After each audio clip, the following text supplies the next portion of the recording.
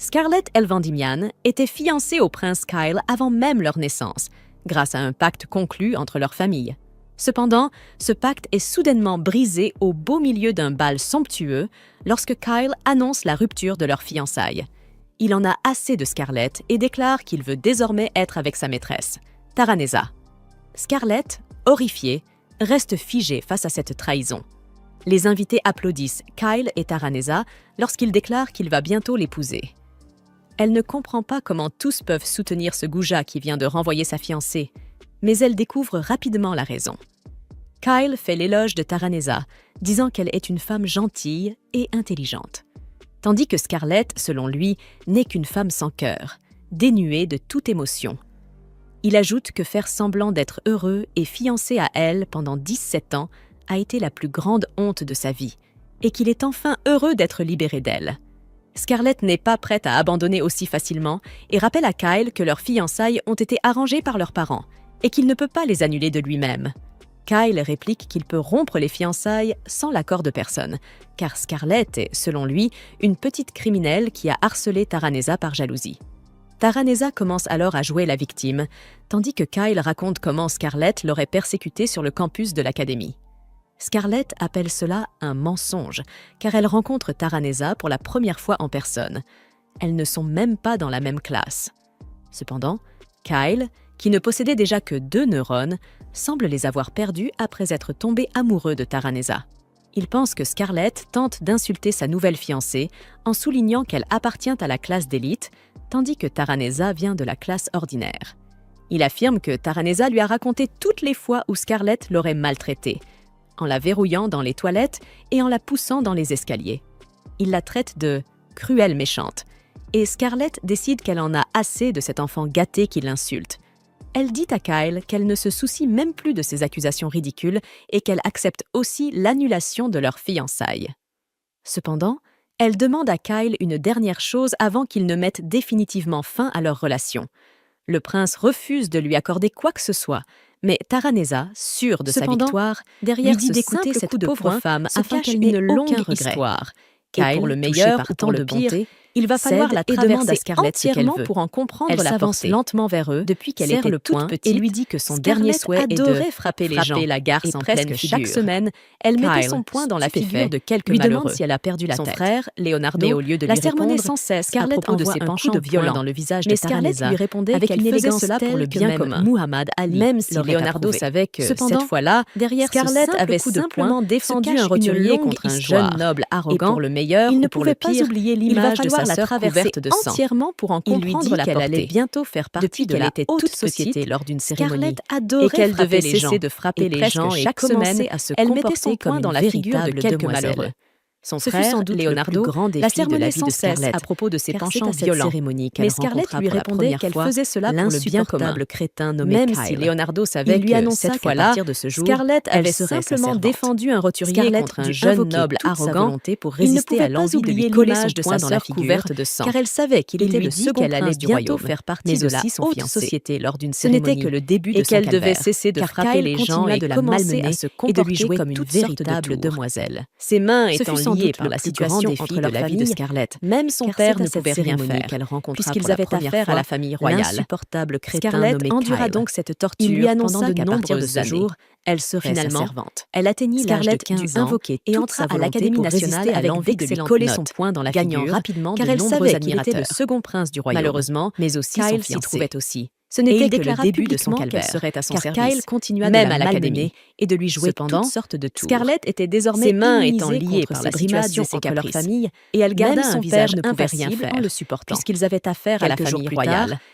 Scarlett endura donc cette torture pendant de nombreuses années et se mit à l'insulter tout en lui ordonnant d'aller lui acheter à déjeuner et entra à l'Académie nationale avec d'excellentes notes et lui dit qu'elle s'en chargerait immédiatement de nombreux admirateurs. Mais ce sale type n'était pas malheureusement Kyle la traîna dehors pour la punir, et il déclara publiquement qu'elle serait à son service, surveiller les filles, même à l'académie, afin qu'elle ne puisse pas prévenir les professeurs. Scarlett était désormais immunisée contre ses brimades et ses caprices, furieux, et elle garda un visage rétrogradé dans la classe ordinaire à cause de ses mauvais arts, et qu'il voulait évacuer sa frustration en s'en prenant à elle.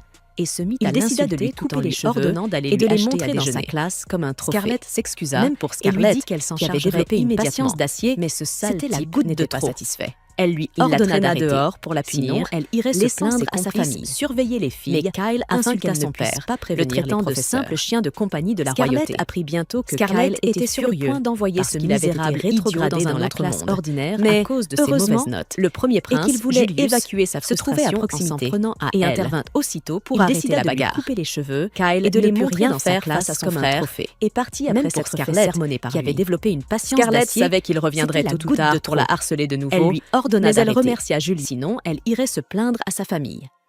Mais Kyle insulta son père, le traitant de simple chien de compagnie de la royauté. Scarlett était sur le point d'envoyer ce misérable idiot dans un autre monde.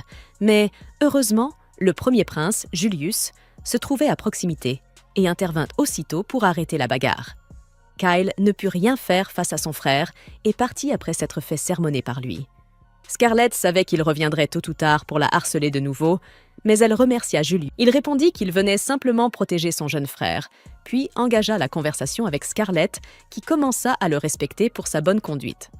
Elle savait que le prince Julius était le principal candidat au trône, mais les nobles corrompus le craignaient et soutenaient Kyle pour sauver leur peau. Cependant, le respect qu'elle éprouvait pour le premier prince se transforma bientôt en jalousie lorsqu'elle découvrit que Julius obtenait les notes parfaites dans toutes les matières. Mettre fin à sa série de premières de promotion la fit penser que Julius devait vraiment être exceptionnel. Mais lorsqu'il s'approcha d'elle et lui expliqua à quel point il était facile d'obtenir la note maximale, elle s'irrita. Elle le prit personnellement et travailla d'arrache-pied pour le dépasser la fois suivante.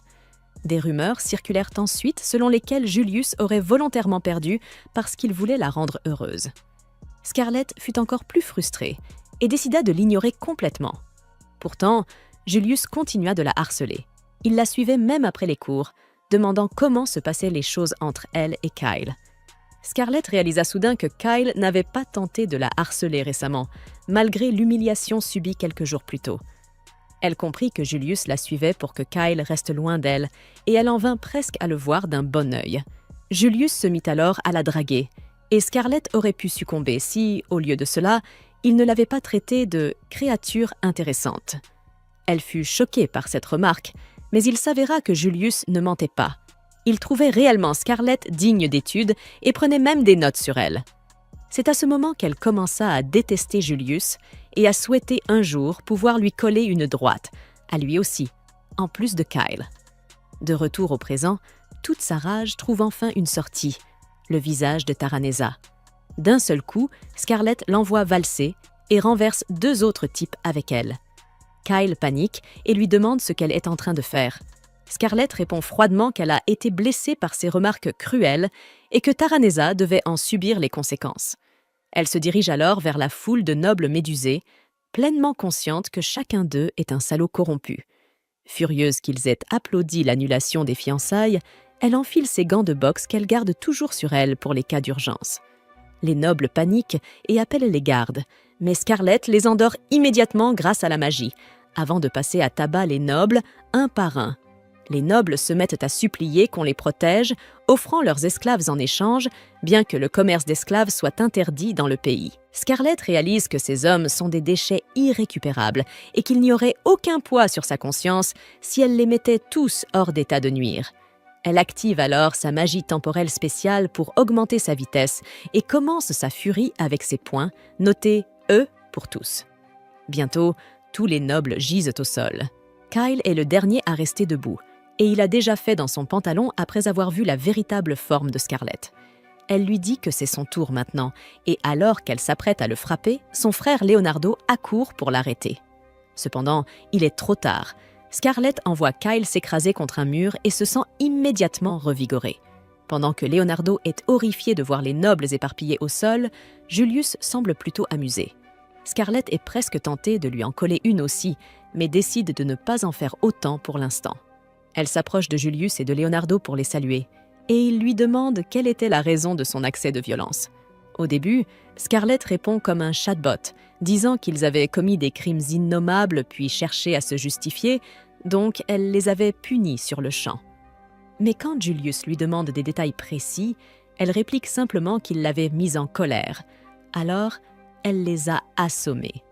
Leonardo fait alors une mini-crise cardiaque en entendant cela, mais Julius se met à rire, souhaitant que quelqu'un ait inventé des caméras, car il aurait vraiment voulu voir comment Scarlett avait terrassé tous ses nobles.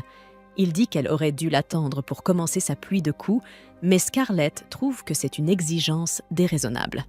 Pendant ce temps, son frère commence à paniquer en imaginant les conséquences, mais Julius l'assure qu'il s'occupera de tout ici. Soudain, Scarlett se sent étourdie et tombe au sol. Julius attrape sa tête juste avant qu'elle ne heurte le sol. Scarlett se réveille 3 jours plus tard, entendant le son des cloches dans sa tête. Alors qu'elle revient lentement à elle, elle se rend compte qu'elle a utilisé trop du pouvoir que Chronoa, le dieu du temps, lui a accordé. Mais au moment où elle ouvre les yeux, elle trouve une domestique penchée sur elle.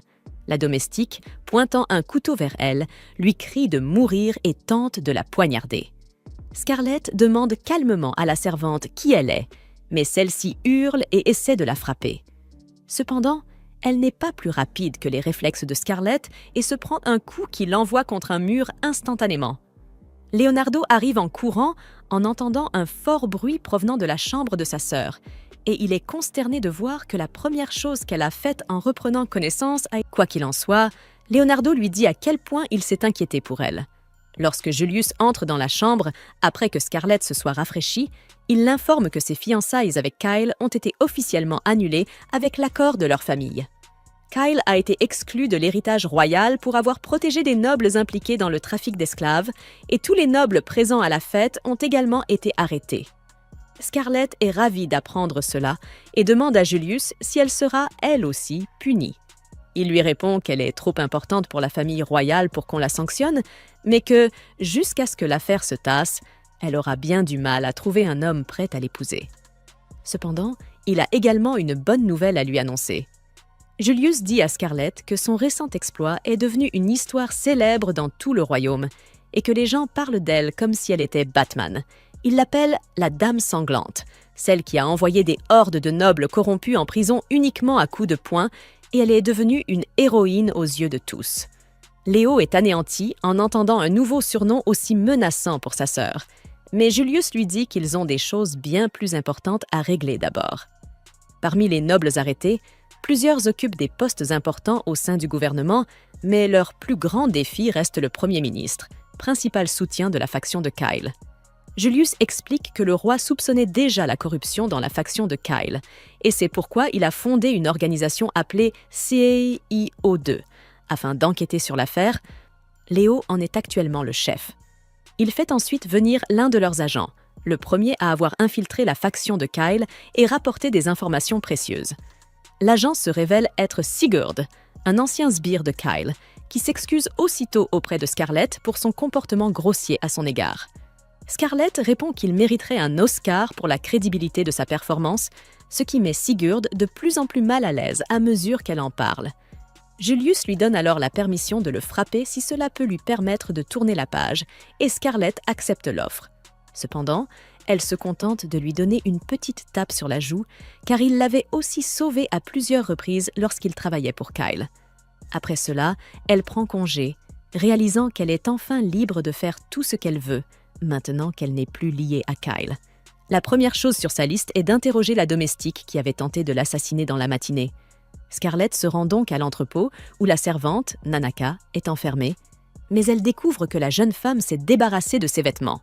Soudain, un chat sauvage bondit sur elle, mais Scarlett le repousse d'un coup sec et réalise que la domestique était en réalité une femme bête métamorphe. Elle ordonne à Nanaka de reprendre forme humaine pour qu'il puisse parler, et à sa grande surprise, la servante se révèle être en réalité un garçon depuis le début. Déterminé à tuer Scarlett coûte que coûte, il ne peut résister à l'ordre gravé dans sa chair, une marque d'esclave sur sa poitrine qui le force à obéir à son maître. Scarlett comprend immédiatement la raison de son acharnement et lui demande s'il accepterait de tout lui révéler sur son maître si elle parvient à le libérer. Nanaka la défie alors de tenter l'expérience. Prenant cela pour un « oui », Scarlett le plaque au sol et invoque le pouvoir du dieu Chronoa, dieu du temps, dont elle est la protégée. Dans ce monde, chaque être humain naît sous la bénédiction d'un dieu, mais rares sont ceux qui découvrent lequel. Ceux qui y parviennent peuvent user des dons qui leur sont accordés, et la famille royale chérit Scarlett précisément pour cette faveur divine. En utilisant son pouvoir, elle remonte le temps du corps de Nanaka, le restaurant à son état d'avant l'esclavage. L'effort la vide presque de son énergie, mais le jeune homme, fidèle à sa promesse, lui dévoile enfin la vérité. Celui qui l'a envoyé n'est autre que le premier ministre Godwyn. Le fils de ce dernier faisait partie des victimes de Scarlett lors du fameux bal, et, fou de rage, Godwyn a ordonné à Nanaka de l'éliminer. Mais en réalité, il l'avait déjà infiltré bien avant cette soirée pour espionner sa famille. Nanaka explique que Godwyn est un homme rusé. Il envoie des espions dans chaque maison noble afin d'en découvrir les secrets, puis les contraint par le chantage à rejoindre le trafic d'esclaves, les enfonçant toujours plus profondément dans sa toile. Cette révélation suffit à Scarlett. Prête à passer à l'action, elle s'apprête à se rendre directement chez Godwyn pour lui faire payer ses crimes. Nanaka la retient de justesse. Le ministre est constamment entouré de gardes. Mais cela ne suffit pas à décourager Scarlett. Alors, le jeune serviteur croisé lui conseille d'attendre une meilleure occasion. Godwyn assistera à une vente aux esclaves dans une semaine. Il ignore encore l'endroit exact, mais il promet à Scarlett de la mettre en contact avec le marchand d'esclaves, jurant de l'aider à se venger de l'homme qui l'a asservi, lui et tant d'autres de son espèce. Scarlett accepte son aide sans hésiter et l'emmène avec elle, sans se douter que Julius, caché non loin, a entendu chacun de leurs mots. Quelques jours plus tard, Scarlett et Nanaka se rendent dans les bas-fonds pour retrouver le marchand d'esclaves. Elle parle alors d'un morceau de mithril qu'elle a acheté à un gamin pour une pièce d'or. Nanaka lui dit qu'elle s'est fait arnaquer, mais Scarlett ne le croit pas. Elle se tourne ensuite vers Julius, qui les avait suivis sans y être invité. Au début, il dit qu'il veut en apprendre davantage sur son peuple, car cela l'aidera à devenir un meilleur roi. Mais lorsque Scarlett le presse, il avoue qu'il a surpris leur conversation et qu'il ne pouvait pas manquer cette occasion amusante de voir quelques types se faire assommer sans ménagement. À ce moment-là, une bande de voyous arrive, et Scarlett s'enthousiasme d'avoir quelqu'un à battre. Cependant, Nanaka lui dit de garder ses tendances au combat en laisse, car il peut résoudre la situation par la parole. Il s'approche des voyous et leur propose de les payer s'ils les conduisent chez le marchand nommé Junk. Mais ils refusent de traiter avec des gens qui ont l'air faibles comme eux. Il raconte qu'un gamin leur a dit qu'une stupide femme riche avait acheté une pierre pour une pièce d'or, et ils ont décidé de profiter de la situation. Ils ont également battu le garçon et pris sa pièce d'or en chemin pour montrer que les forts exploitent les faibles, et en entendant cela, Scarlett se met en colère. Elle décide que ces types méritent une raclée et augmente sa force, avant d'utiliser son pouvoir pour accroître sa vitesse. Elle met rapidement hors de combat 3 des voyous, puis exploite son aura sur les 2 restants, qui réalisent qu'ils ont affaire à l'infâme noble violente. Quoi qu'il en soit, Scarlett renverse le type à l'œil de Patch, puis se tourne vers le dernier bandit, celui qui disait que les forts exploitent les faibles. Elle lui dit que selon sa logique, elle est libre de lui faire ce qu'elle veut, et il implore sa clémence, promettant de rendre l'argent au gamin. Scarlett lui dit qu'il pourra le faire après avoir reçu sa correction, mais le voyou utilise immédiatement l'emplacement du marchand d'esclaves comme monnaie d'échange. Cependant, il révèle son emplacement sans réfléchir, et Scarlett le remercie avant de l'assommer. Elle se tourne alors vers Julius, qui applaudit et lui demande ce qu'il faisait pendant qu'elle se battait. Il lui demande s'il aurait dû intervenir, et Scarlett refuse immédiatement. Après cela, Julius décide de parler au marchand d'esclaves Junk tout seul, craignant qu'il n'identifie Nanaka ou que Scarlett ne le mette hors de combat avant d'obtenir des informations. Il réussit en quelques minutes seulement, en bluffant et en le menaçant, et découvre l'emplacement de la prochaine vente d'esclaves. Sur le chemin du retour, Scarlett traite Julius de potentiel arnaqueur, et il répond que c'est toujours mieux que d'être un maniaque violent. Nanaka se demande si c'est le genre « ennemis qui deviennent amants » dont il a tant entendu parler. Mais soudain, Scarlett et Julius se retrouvent sur la même longueur d'onde lorsqu'il lui demande des idées pour infiltrer la vente aux enchères. Peu après, Scarlett va rendre visite à un noble nommé Zataran, qui est en réalité le marchand d'esclaves dont Junk leur avait donné le contact. Zatarin est très heureux de voir un nouveau client devant lui, mais il dit quand même à Scarlett qu'il n'est pas très convenable pour une dame d'aller parler à un bas-fond comme Junk simplement pour le joindre, alors qu'elle aurait pu demander l'adresse à n'importe quel noble qu'elle connaissait. Scarlett répond que peu importe maintenant, puis demande à Zataran quel est son lien avec Junk. Zatarin explique qu'il n'avait aucune relation commerciale directe et qu'il avait juste engagé Junk pour lui amener d'éventuels esclaves précieux qui se retrouvent dans les bas-fonds.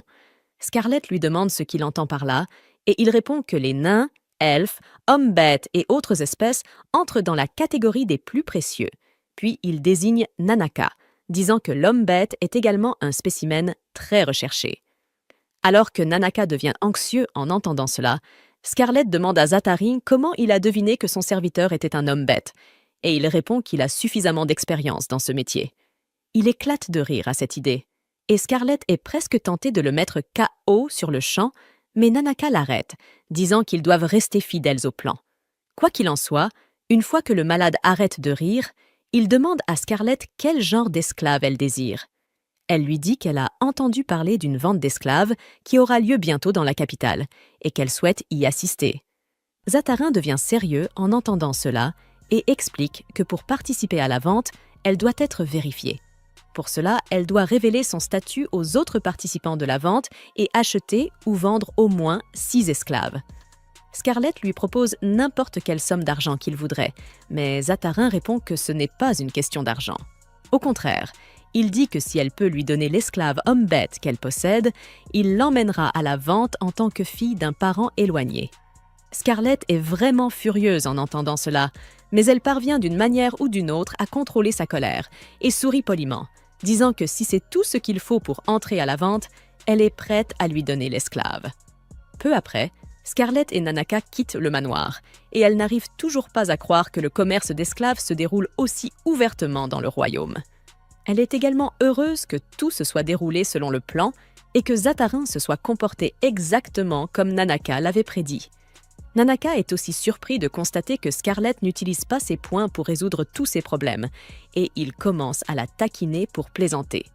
Alors qu'ils rentrent chez eux après cela, Scarlett demande à Nanaka s'il est sûr de vouloir faire cela, car même si elle peut effacer son sceau d'esclave par la suite, elle ne pourra pas le protéger lorsqu'il sera un esclave. Nanaka répond que cela sonnait comme s'il allait le mettre aux enchères, et qu'il ne laissera personne blesser sa marchandise avant la vente. Il ajoute qu'il fait cela pour expier le crime d'avoir essayé de la tuer, puis il bâille soudainement. Scarlett comprend que les hommes bêtes sont principalement actifs la nuit et dorment le jour, et à l'instant suivant, Nanaka se transforme en sa forme animale, s'endormant dans les bras de Scarlett. Elle le ramène à l'auberge où le prince Julius les attend. Scarlett lui annonce que les négociations ont été un succès, et il est stupéfait d'apprendre qu'elle a réussi à gérer la situation sans frapper qui que ce soit. Scarlett est déjà agacée par ce commentaire, et Julius ajoute qu'il aurait aimé être avec elle pour voir cette occasion rare où elle a résolu un problème sans recourir à la violence, mais qu'un prince du royaume ne peut pas sortir pour acheter des esclaves.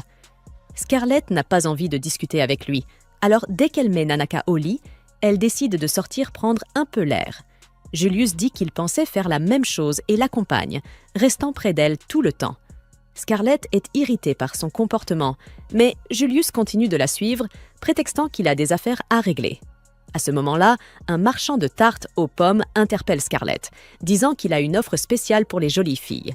Il explique que si elle achète une tarte aux pommes, il lui offrira une pomme gratuite et Julius décide de profiter de l'offre en achetant 2.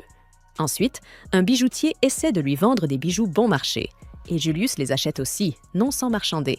Il fait même un achat chez une voyante louche et Scarlett lui demande quelles affaires il a réellement dans cette rue.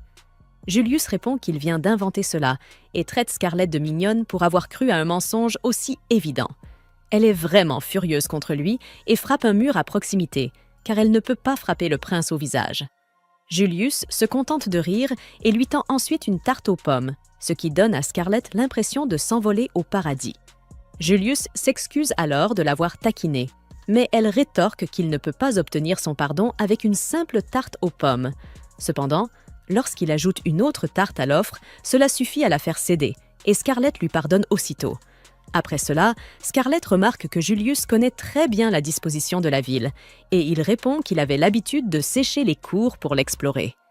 Il lui demande ce qu'elle ressent en voyant le marché, et Scarlett dit que lorsque Kyle l'envoyait acheter du pain pour lui, elle n'avait pas vraiment le temps de regarder autour d'elle. Mais maintenant qu'elle le voit, le marché lui paraît être un endroit joyeux. Julius est heureux qu'elle l'apprécie et dit que chaque fois qu'il venait ici, il voulait qu'elle voie cet endroit. Scarlett se demande s'il est venu avec elle simplement parce qu'il voulait lui faire visiter les lieux et elle pense que s'il lui avait juste dit cela dès le départ, elle aurait été beaucoup moins irritée. Nanaka répond que cela sonnait comme s'il allait le mettre aux enchères et qu'il ne laissera personne blesser sa marchandise avant la vente. Il ajoute qu'il fait cela pour expier le crime d'avoir essayé de la tuer, puis il bâille soudainement. Scarlett comprend que les hommes bêtes sont principalement actifs la nuit et dorment le jour, et à l'instant suivant, Nanaka se transforme en sa forme animale, s'endormant dans les bras de Scarlett. Elle le ramène à l'auberge où le prince Julius les attend. Scarlett lui annonce que les négociations ont été un succès, et il est stupéfait d'apprendre qu'elle a réussi à gérer la situation sans frapper qui que ce soit. Scarlett est déjà agacée par ce commentaire, et Julius ajoute qu'il aurait aimé être avec elle pour voir cette occasion rare où elle a résolu un problème sans recourir à la violence, mais qu'un prince du royaume ne peut pas sortir pour acheter des esclaves. Scarlett n'a pas envie de discuter avec lui, alors dès qu'elle met Nanaka au lit, elle décide de sortir prendre un peu l'air. Julius dit qu'il pensait faire la même chose et l'accompagne, restant près d'elle tout le temps. Scarlett est irritée par son comportement, mais Julius continue de la suivre, prétextant qu'il a des affaires à régler. À ce moment-là, un marchand de tartes aux pommes interpelle Scarlett, disant qu'il a une offre spéciale pour les jolies filles. Il explique que si elle achète une tarte aux pommes, il lui offrira une pomme gratuite et Julius décide de profiter de l'offre en achetant 2. Ensuite, un bijoutier essaie de lui vendre des bijoux bon marché, et Julius les achète aussi, non sans marchander. Il fait même un achat chez une voyante louche et Scarlett lui demande quelles affaires il a réellement dans cette rue. Julius répond qu'il vient d'inventer cela et traite Scarlett de mignonne pour avoir cru à un mensonge aussi évident. Elle est vraiment furieuse contre lui et frappe un mur à proximité, car elle ne peut pas frapper le prince au visage. Julius se contente de rire et lui tend ensuite une tarte aux pommes, ce qui donne à Scarlett l'impression de s'envoler au paradis. Julius s'excuse alors de l'avoir taquinée, mais elle rétorque qu'il ne peut pas obtenir son pardon avec une simple tarte aux pommes. Cependant, lorsqu'il ajoute une autre tarte à l'offre, cela suffit à la faire céder, et Scarlett lui pardonne aussitôt. Après cela, Scarlett remarque que Julius connaît très bien la disposition de la ville, et il répond qu'il avait l'habitude de sécher les cours pour l'explorer. Il lui demande ce qu'elle ressent en voyant le marché, et Scarlett dit que lorsque Kyle l'envoyait acheter du pain pour lui, elle n'avait pas vraiment le temps de regarder autour d'elle. Mais maintenant qu'elle le voit, le marché lui paraît être un endroit joyeux. Julius est heureux qu'elle l'apprécie et dit que chaque fois qu'il venait ici, il voulait qu'elle voie cet endroit. Scarlett se demande s'il est venu avec elle simplement parce qu'il voulait lui faire visiter les lieux et elle pense que s'il lui avait juste dit cela dès le départ, elle aurait été beaucoup moins irritée. Donovan se contente de le mépriser et même Zach regarde Scarlett de haut, lui disant de ne pas provoquer son esclave, car il est un ancien aventurier de rang A. Il affirme qu'elle devrait être aussi forte qu'un capitaine de chevalier pour le vaincre, et Scarlett lui demande pourquoi cela aurait de l'importance, s'étonnant lorsqu'il lui répond qu'il s'inquiète simplement pour elle. Mais Donovan déclare alors qu'il est trop tard. Il ne laissera pas une femme piétiner son orgueil et décide de lui donner une leçon. Il commence à lui arracher le fouet des mains, mais il n'arrive même pas à le détacher de l'emprise ferme de Scarlett.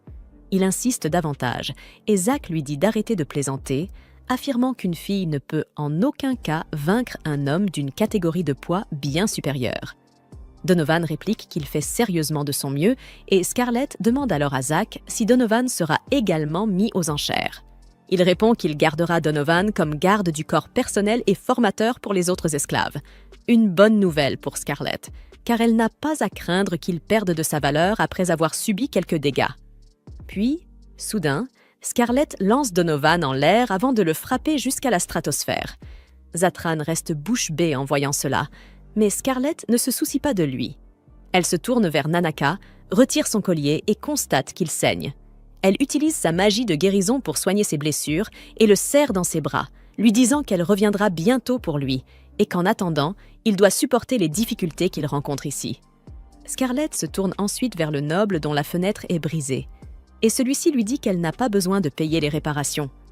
Il la remercie même d'avoir discipliné Donovan, car lui-même échoue toujours à le faire. Une fois de retour à son auberge, Scarlett découvre un carrosse familier stationné devant la porte. Son frère en sort, furieux contre elle. Il lui dit qu'elle pourra lui raconter toute l'histoire une fois arrivée à la capitale, et en voyant Julius dans le carrosse, Scarlett le maudit pour être un prince inutile, incapable même d'empêcher son frère de découvrir leurs agissements. Une fois arrivé à la capitale, Léo commence à boire de l'alcool fort à la table du thé, demandant à Julius et Scarlett s'ils ont un minimum de bon sens. Il s'étonne de voir comment ils ont pu risquer leur vie si facilement, mais Julius répond qu'ils ont trouvé l'emplacement de la vente aux esclaves, donc tout va bien. Léo se calme avant d'ajouter qu'il a également mené des recherches et découvert que le Premier ministre Godwin organise lui-même la vente. Scarlett lui indique que l'enchère aura lieu dans 2 jours, et Léo panique en commençant à planifier la grande mission. En attendant, Scarlett fixe Julius du regard, qui sourit et lui demande si elle veut un peu de tarte aux pommes, comme l'autre jour. Elle se met en colère contre lui sans raison, mais Léo les interrompt alors, affirmant qu'il a trouvé un plan. D'abord, il veut que Scarlett rentre chez elle, mais elle refuse, expliquant que c'est justement la seule chose qu'elle ne peut pas faire. Léo pense que la seule motivation derrière son obstination est de frapper Godwin au visage, mais elle lui répond que c'est bien plus que cela. Elle explique que, depuis son enfance, elle a vu que les bonnes personnes souffrent tandis que les nobles corrompus prospèrent. Elle est convaincue que ces salauds cupides et malfaisants ne peuvent pas être punis par des moyens ordinaires et qu'elle doit agir à sa manière. Soudain, elle se lève, déclarant que les nobles égoïstes et avides sont les cibles les plus satisfaisantes à frapper. Léo et Julius réagissent comme d'habitude à ces tendances violentes, tandis que Scarlett affirme que les gens ordinaires ne peuvent même pas battre les nobles, mais que, étant la fille d'un duc de haut rang, elle n'a rien à craindre. Julius approuve son raisonnement, aux grandes dames de Léo, qui craint que le tempérament violent de Scarlett ne ternisse la réputation de leur famille. Cependant, le problème le plus sérieux est que des représentants de l'Empire Vankrich pourraient assister à la vente aux enchères. Scarlett et Julius deviennent tendus en entendant cela, car l'Empire Vankrich est en conflit avec leur royaume de Palestine depuis 300 ans. On les connaît pour leur brutalité et leur respect du pouvoir comme seule hiérarchie, et ils sont dirigés par de puissants cavaliers dragons. Même si des pourparlers de paix ont récemment commencé entre les 2 nations, Léo a confirmé que l'armée de l'ère Vankrich a été en contact avec Godwin dernièrement. Par coïncidence, au même moment, Godwin tient une réunion avec des officiers de l'armée aérienne Vankrich. Furieux contre Scarlett pour avoir perturbé la fête de Kyle et contrecarré leur plan, il ordonne aux soldats de se débarrasser d'elle. Le soldat aux cheveux rouges accepte la mission avec plaisir et s'envole sur son dragon. Mais Godwin n'apprécie pas son attitude arrogante. À ce moment-là, une jeune fille lui dit d'oublier les cavaliers dragons et de regarder ce qu'elle a apporté. Elle pointe une arme sur Godwin. Comme les armes à feu n'existent pas encore dans ce monde, il ignore ce que c'est. La fille explique qu'il s'agit d'un cadeau de la déesse Palmea, et Godwin sort son pendentif, disant qu'il possède déjà un présent de sa part. Il ne pense pas que ce drôle de cylindre puisse faire quoi que ce soit, mais lorsque la jeune fille tire avec son pistolet sur un vase de fleurs, il est complètement stupéfait. La fille se révèle être la maîtresse de Kyle, qui ordonne à Godwin d'utiliser cette arme capable de tuer même les ennemis les plus redoutables pour remporter ses prochaines batailles. Bientôt, le jour de la vente aux enchères arrive, et Zap accueille Scarlett au commissariat avec nervosité. Il lui tend un masque qui, de toute façon, ne servira probablement pas à grand-chose pour cacher son visage, et Scarlett le remercie en lui souhaitant bonne chance pour la vente d'aujourd'hui. Pourtant, elle sourit en coin. Elle sait que cette vente sera la dernière pour lui et pour tous ces nobles arrogants impliqués. Zap conduit alors Scarlett dans la salle, tandis qu'elle rumine sa stratégie. Dès qu'ils ont localisé l'endroit, Julius envoie immédiatement ses agents infiltrer la salle en se faisant passer pour des domestiques. Il sait toutefois qu'ils seront désarmés à l'intérieur et que, même en utilisant la magie, ils ne pourront pas arrêter Godwin sur place. C'est pourquoi il a désigné Scarlett comme leur unité de combat principale. Contrairement aux autres incapables, elle n'a besoin que de ses poings pour remettre tout le monde à sa place. Scarlett entre dans la salle des enchères avec cette idée en tête. À l'extérieur, Leonardo et d'autres chevaliers attendent, prêts à frapper au signal de Julius. Léo se montre confiant quant à leur plan, mais prie pour que Scarlett tienne sa promesse de ne pas user de violence inutilement. Son estomac se noue, car il sait qu'elle aura du mal à contenir ses poings, et il espère juste que la mission réussira. De son côté, Scarlett écoute les nobles discuter du type d'esclave qu'ils veulent pour la vente. Chacun a ses goûts, mais ils s'accordent sur le clou de la soirée, des hommes-bêtes métamorphes capables de changer d'apparence. Soudain, les lumières s'éteignent et Scarlett heurte accidentellement un homme. Il s'excuse et s'éloigne, et elle a la sensation d'avoir déjà entendu cette voix quelque part. Elle n'a pas le temps d'y réfléchir davantage. Le commissaire-priseur monte sur scène et lance officiellement la vente. Le premier lot présenté est une femme oiseau à une seule aile, et les nobles commencent immédiatement à enchérir. Scarlett les observe depuis la galerie, maîtrisant à grand-peine sa colère, quand Julius arrive à ses côtés.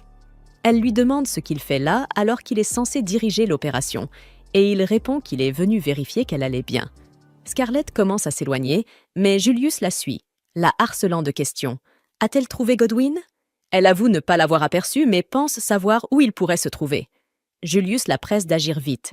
Les chevaliers royaux sont postés aux portes et pourraient enlever sa cible si elle traîne. Scarlett lui propose alors un marché, qu'il retarde l'appel des chevaliers royaux, et en échange, elle lui offrira le spectacle de sa vie en tabassant Godwin devant lui. Julius, séduit par la promesse, accepte immédiatement. C'est justement pour ce genre de moment qu'il avait rejoint les troupes secrètes. Mais assister simplement au spectacle d'un premier ministre se faisant corriger ne lui suffit pas. Il demande alors à Scarlett ce qu'elle compte lui offrir en échange du délai qu'il accorde avant de donner l'ordre aux chevaliers d'intervenir. Elle réfléchit un instant, puis promet de jurer fidélité à la couronne et au royaume pour le reste de sa vie. Julius rejette aussitôt cette proposition. Il lui dit calmement qu'il ne veut pas qu'elle fasse preuve de loyauté envers la couronne. Il pose doucement sa main sur son visage et lui demande de lui jurer fidélité à lui, personnellement. Scarlett répond que cela reviendra au même, puisqu'il sera le prochain empereur. Mais Julius réplique qu'il est trop impatient pour attendre ce jour-là. Elle hésite un moment, mais le prince la prévient clairement. Elle n'obtiendra pas ce qu'elle veut si elle ne lui prête pas serment maintenant. Scarlett finit par céder et jure sa loyauté à Julius, qui se montre visiblement ravi de l'entendre. Il revient ensuite à l'essentiel et lui demande où se cache Godwin. Elle lui répond qu'il doit sans doute tout superviser depuis le balcon le plus haut. Julius l'exhorte à s'y rendre sans perdre une seconde, et Scarlett lui répond qu'elle est encore plus impatiente que lui de frapper ce ministre corrompu. Pendant ce temps, dans la prison, les gardes emmènent une femme elfe, laissant sa fille derrière. La fillette tente de la suivre, mais Nanaka la retient en lui disant que cela ne servirait à rien. La petite éclate en sanglots, tandis que les autres esclaves prient les dieux et les saints pour qu'on les sauve. Nanaka, elle, leur promet que tout ira bien.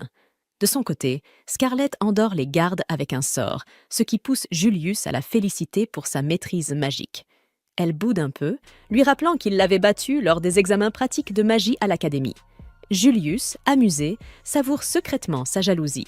Un peu plus loin, ils croisent un groupe de brutes, et Scarlett comprend immédiatement qu'il s'agit de la garde personnelle de Godwin.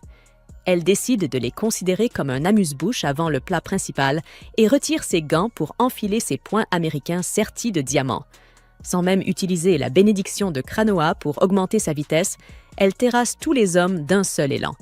Puis, d'un coup, elle enfonce la porte de la salle où Godwin profite du spectacle en compagnie de ses plus proches alliés. Tandis que tout le monde reste figé, ne comprenant pas ce qu'il se passe, Scarlett s'avance avec assurance, retire son masque et déclare à Godwin que ses poings la démangeaient à l'idée de rencontrer enfin son visage. Godwin reste pétrifié de surprise, mais son fils, lui, explose de rage. Il a un vieux compte à régler avec Scarlett. Il lance un sort de foudre dans sa direction, mais Julius utilise aussitôt l'anneau royal pour annuler le sort. Godwin panique en apercevant l'anneau royal, celui qui peut annuler tout sort lancé par un habitant de l'Empire, car seul l'empereur et Julius en possèdent un. Aussitôt, Julius laisse échapper un sourire confiant, et les nobles corrompus comprennent qu'ils sont condamnés. Mais dans un dernier sursaut de déni, ils se persuadent que le blond devant eux est un imposteur. Godwin, lui, décide d'en finir rapidement avec Julius et Scarlett. Il ordonne qu'on amène un esclave spécial, et Scarlett reconnaît aussitôt la bête féroce, Donovan, transformé en mode bestial. Godwin lui commande de tuer Scarlett et Julius, mais avant qu'il ne puisse agir, Sigurd surgit et tranche la main de Godwin. Scarlett comprend alors que l'homme dans lequel elle avait accidentellement heurté plus tôt n'était autre que Sigurd, toujours sous couverture en jouant le fidèle serviteur de Kyle pour infiltrer la vente aux enchères. Furieux, Godwyn hurle à tous d'attaquer les intrus. Sigurd prend les devants et ordonne à Scarlett et Julius de rester derrière lui. Mais Scarlett l'attrape par le col et le tire en arrière, lui disant que les nobles présents sont ses cibles et qu'il n'a pas le droit d'y toucher. L'expression de Sigurd change soudain, presque excité par la détermination de Scarlett. Et il accepte sans broncher de ne combattre que Donovan, laissant Scarlett s'occuper du reste des ordures. Alors, Scarlett se déchaîne. Elle projette les nobles dans tous les sens, créant une véritable tornade humaine. Personne n'ose l'approcher en voyant son sourire menaçant, et un à un, elle s'occupe de tous, allant même jusqu'à en jeter quelques-uns par-dessus le balcon dans sa frénésie. Peu après, Léo fait irruption dans la salle, inquiet de n'avoir reçu aucun signal du prince. Ce qu'il découvre le laisse sans voix. La pièce est couverte de sang, et Scarlett se dresse fièrement au milieu d'un tas de nobles vaincus. Il croit alors qu'elle est devenue une tueuse de masse. Scarlett le rassure en lui disant qu'elle s'est retenue, donc personne n'est mort. Mais aussitôt, il remarque Sigurd en difficulté face à Donovan. Pendant ce temps, les invités restants fuient dans la panique, et Léo craint que certains ne s'échappent.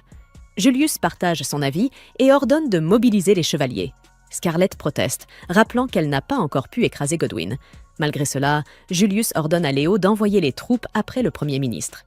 Scarlett s'exclame que ce n'est pas ce qu'il lui avait promis, mais Julius lui assure qu'elle sera la seule à avoir le droit de rouer Godwyn de coups. Léo, surpris, se retourne et demande ce qui se passe exactement. Julius explique calmement qu'il a échangé des vœux avec Scarlett et qu'il doit donc tenir sa promesse. Léo reste bouche bée, croyant qu'ils ont échangé des vœux de mariage.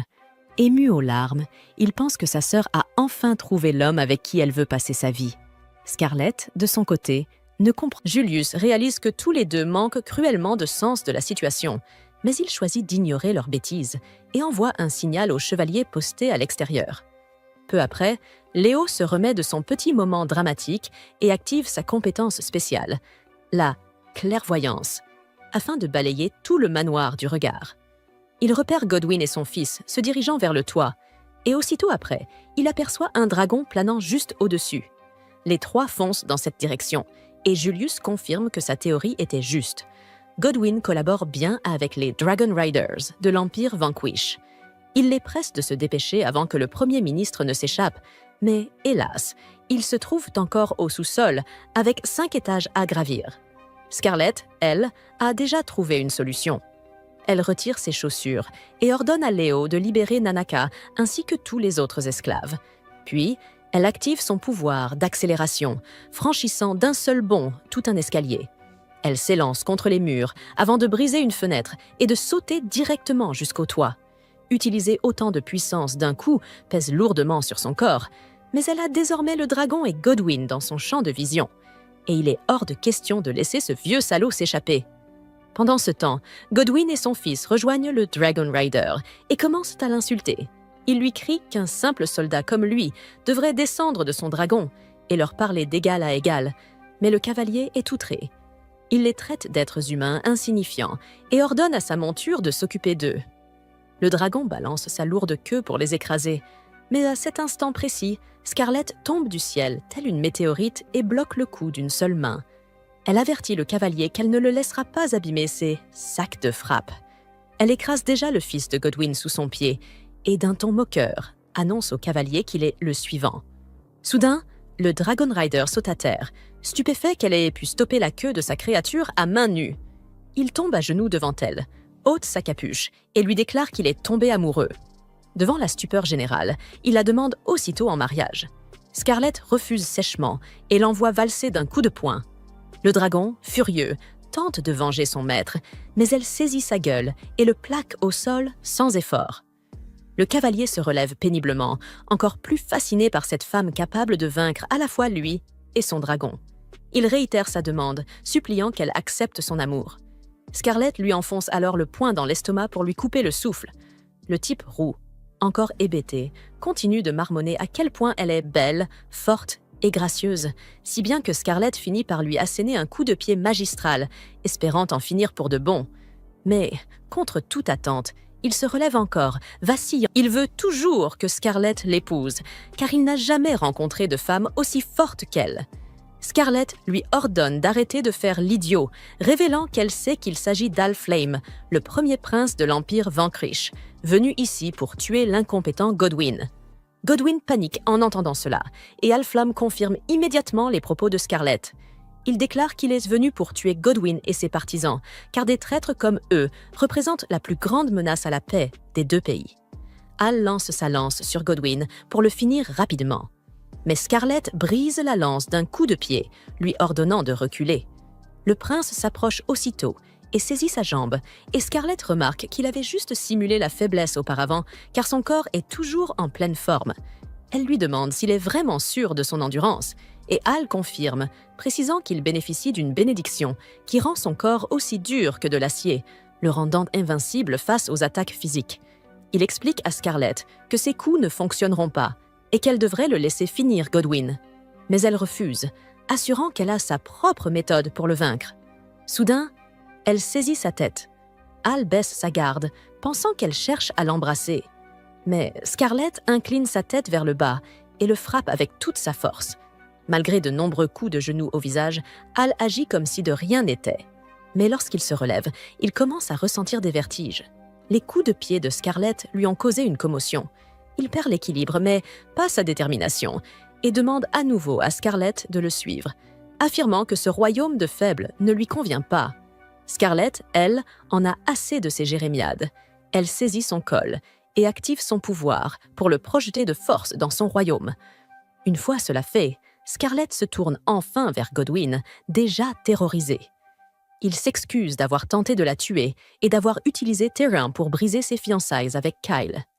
Cette dernière révélation intrigue Scarlett et elle demande au ministre s'il a réellement aidé Terran à se rapprocher de Kyle. Elle ajoute que si c'est lui qui l'a aidé à l'humilier devant tout le monde ce jour-là, il va le payer. Godwyn bafouille, expliquant qu'il n'a fait que suivre le plan de Terran.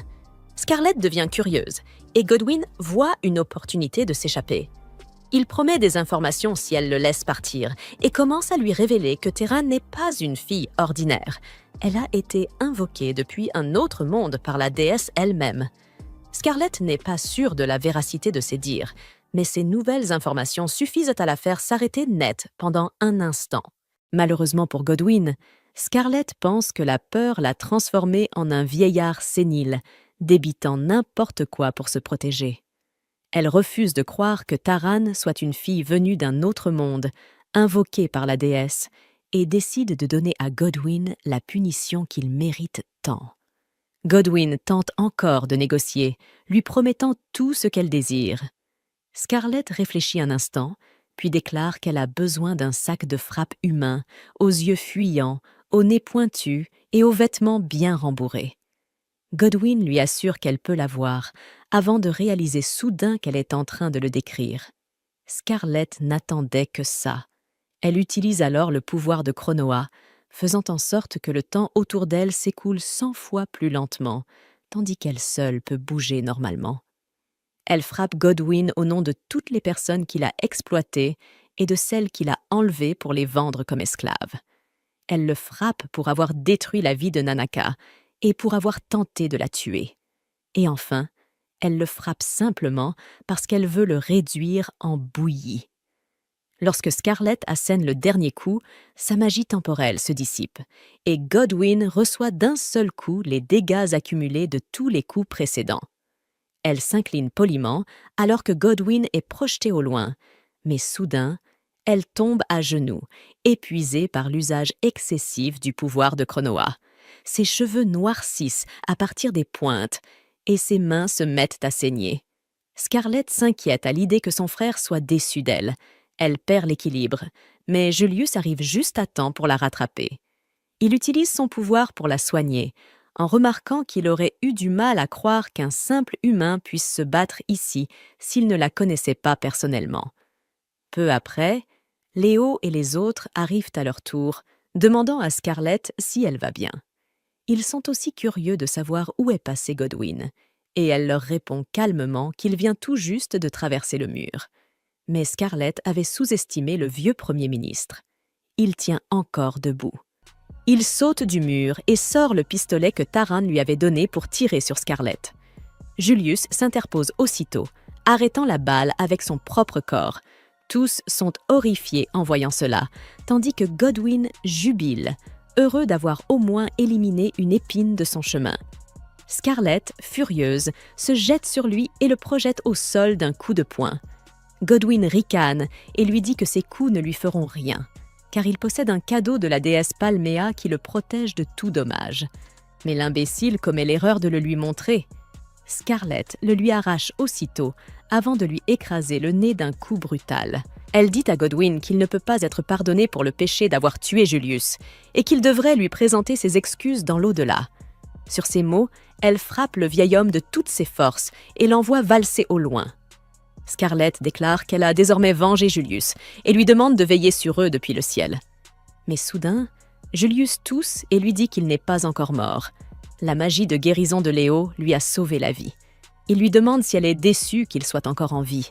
Mais Scarlett sourit et répond qu'elle est heureuse de le voir sain et sauf. Peu après, tous les nobles sont arrêtés, et bien que Godwin ait reçu le coup de poing le plus puissant de Scarlett, il est toujours en vie. Pendant ce temps, Scarlett se repose dans sa calèche, satisfaite d'avoir enfin pu réduire sa cible en bouillie. Au même moment, dans l'Empire Van Krish, le prince Hal est coincé en haut d'un arbre lorsque son ami arrive pour le secourir. Ce dernier donne un coup de pied dans le tronc, faisant tomber Hal au sol avant de l'aider à marcher jusqu'à son dragon. Hal se plaint que tous les os de son corps doivent être brisés, mais son ami lui rétorque que sa blague n'est même pas drôle, puisqu'il possède le corps le plus résistant de toute la planète. Le prince aux cheveux rouges révèle qu'il a été catapulté ici depuis un autre pays et qu'il a probablement utilisé toute sa bénédiction pour survivre à un tel voyage. Ils atteignent enfin le dragon et s'envolent vers leur royaume. En chemin, le blond demande à Hal s'il a pu jouer avec le jouet qu'il voulait. Hal pense alors à Scarlett, admettant qu'il a pris bien plus de plaisir à jouer avec elle qu'il ne l'aurait imaginé, et qu'il souhaite la revoir bientôt, de retour au royaume. La nouvelle de Scarlett arrêtant la vente d'esclaves se répand comme une traînée de poudre, et tout le monde commence à la surnommer la sauveuse du royaume. La presse se rend à l'Académie royale pour interroger ses amis à propos de ses passe-temps et de ses animaux de compagnie. Tandis que les filles imaginent qu'elle possède peut-être un chat mignon et duveteux ou un chien élégant, elle découvre que son dernier animal de compagnie est en réalité le dragon Rex, laissé par le prince Hal. Alors que Scarlett entraîne le dragon, Nanaka l'observe de loin avec jalousie. C'est alors que son majordome arrive et lui annonce qu'il a livré à tous les marchands de la ville l'objet qu'elle a inventé. Il reste cependant incertain. Il n'est pas sûr que le produit se vende bien, car il est plutôt unique. Mais Scarlett est convaincue qu'au moins Jules en achètera beaucoup. Le majordome remarque ensuite que Nanaka semble jalouse de son nouvel animal de compagnie. Scarlett l'appelle alors en riant et lui dit de venir jouer avec elle aussi. Nanaka, ravie, se transforme en petit chiot et court vers elle, mais les servantes arrivent aussitôt pour l'emmener. Elles ont besoin de lui pour aider à préparer l'arrivée des invités qui viendront bientôt. Pendant ce temps, Tarin se rend à la prison, mais les gardes l'arrêtent. Elle utilise sa magie pour les manipuler mentalement, et ils la laissent passer. Tout en avançant dans les couloirs sombres, Tarin songe à son rêve, à voir la fin de conte de fées la plus adorable. Elle veut tomber amoureuse d'un prince et surmonter avec lui de nombreuses épreuves pour atteindre son happy ending. Tout ce qu'elle fait, c'est pour cette fin parfaite, même cette visite à Godwin. Ce dernier est heureux de la voir et la supplie de le libérer, promettant qu'il fera tout ce qui est en son pouvoir pour servir la déesse Poma. Tarin le remercie pour avoir supprimé les autres religions du royaume et permis au pomianisme de devenir la foi dominante du pays. Godwin affirme qu'il peut faire encore davantage s'il est libéré, mais Tarin lui dit qu'elle a un cadeau pour lui de la part de la déesse Pomona. Elle utilise de nouveau son pouvoir pour le contrôler, puis laisse une bouteille de poison sur le sol. Godwin, complètement sous son emprise, la saisit et la boit sans hésiter. Tarin se détourne, le remerciant d'avoir joué son rôle dans son histoire, mais elle n'a plus besoin de lui désormais. La nouvelle de la mort de Godwin parvient à Julius et aux autres, mais celui-ci a du mal à croire qu'un homme aussi tenace ait pu se suicider. Léo trouve la situation tout aussi suspecte, d'autant qu'ils n'ont trouvé aucune trace de Taryn, bien qu'elle soit l'une des principales complices selon les rapports de Scarlett. C'est alors que Nanaka arrive, apportant de vieux dossiers que Léo avait demandés. En les consultant, Julius s'arrête sur un nom, celui de Taryn, la fille capable de manipuler même le Premier ministre. Soudain, il tombe sur une note mentionnant la religion pomianisme, et Nanaka se retourne aussitôt en entendant cela. Julius explique qu'il existe plusieurs religions dans le royaume et que le pomianisme en est l'une des plus importantes.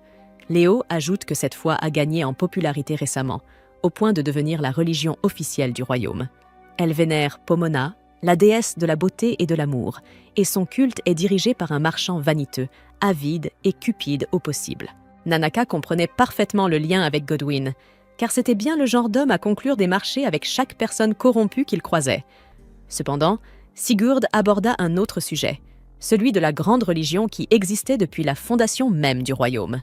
Il s'agissait du dianisme, la foi vouée à Sainte Estiana, une jeune fille bénie du pouvoir de l'exorcisme.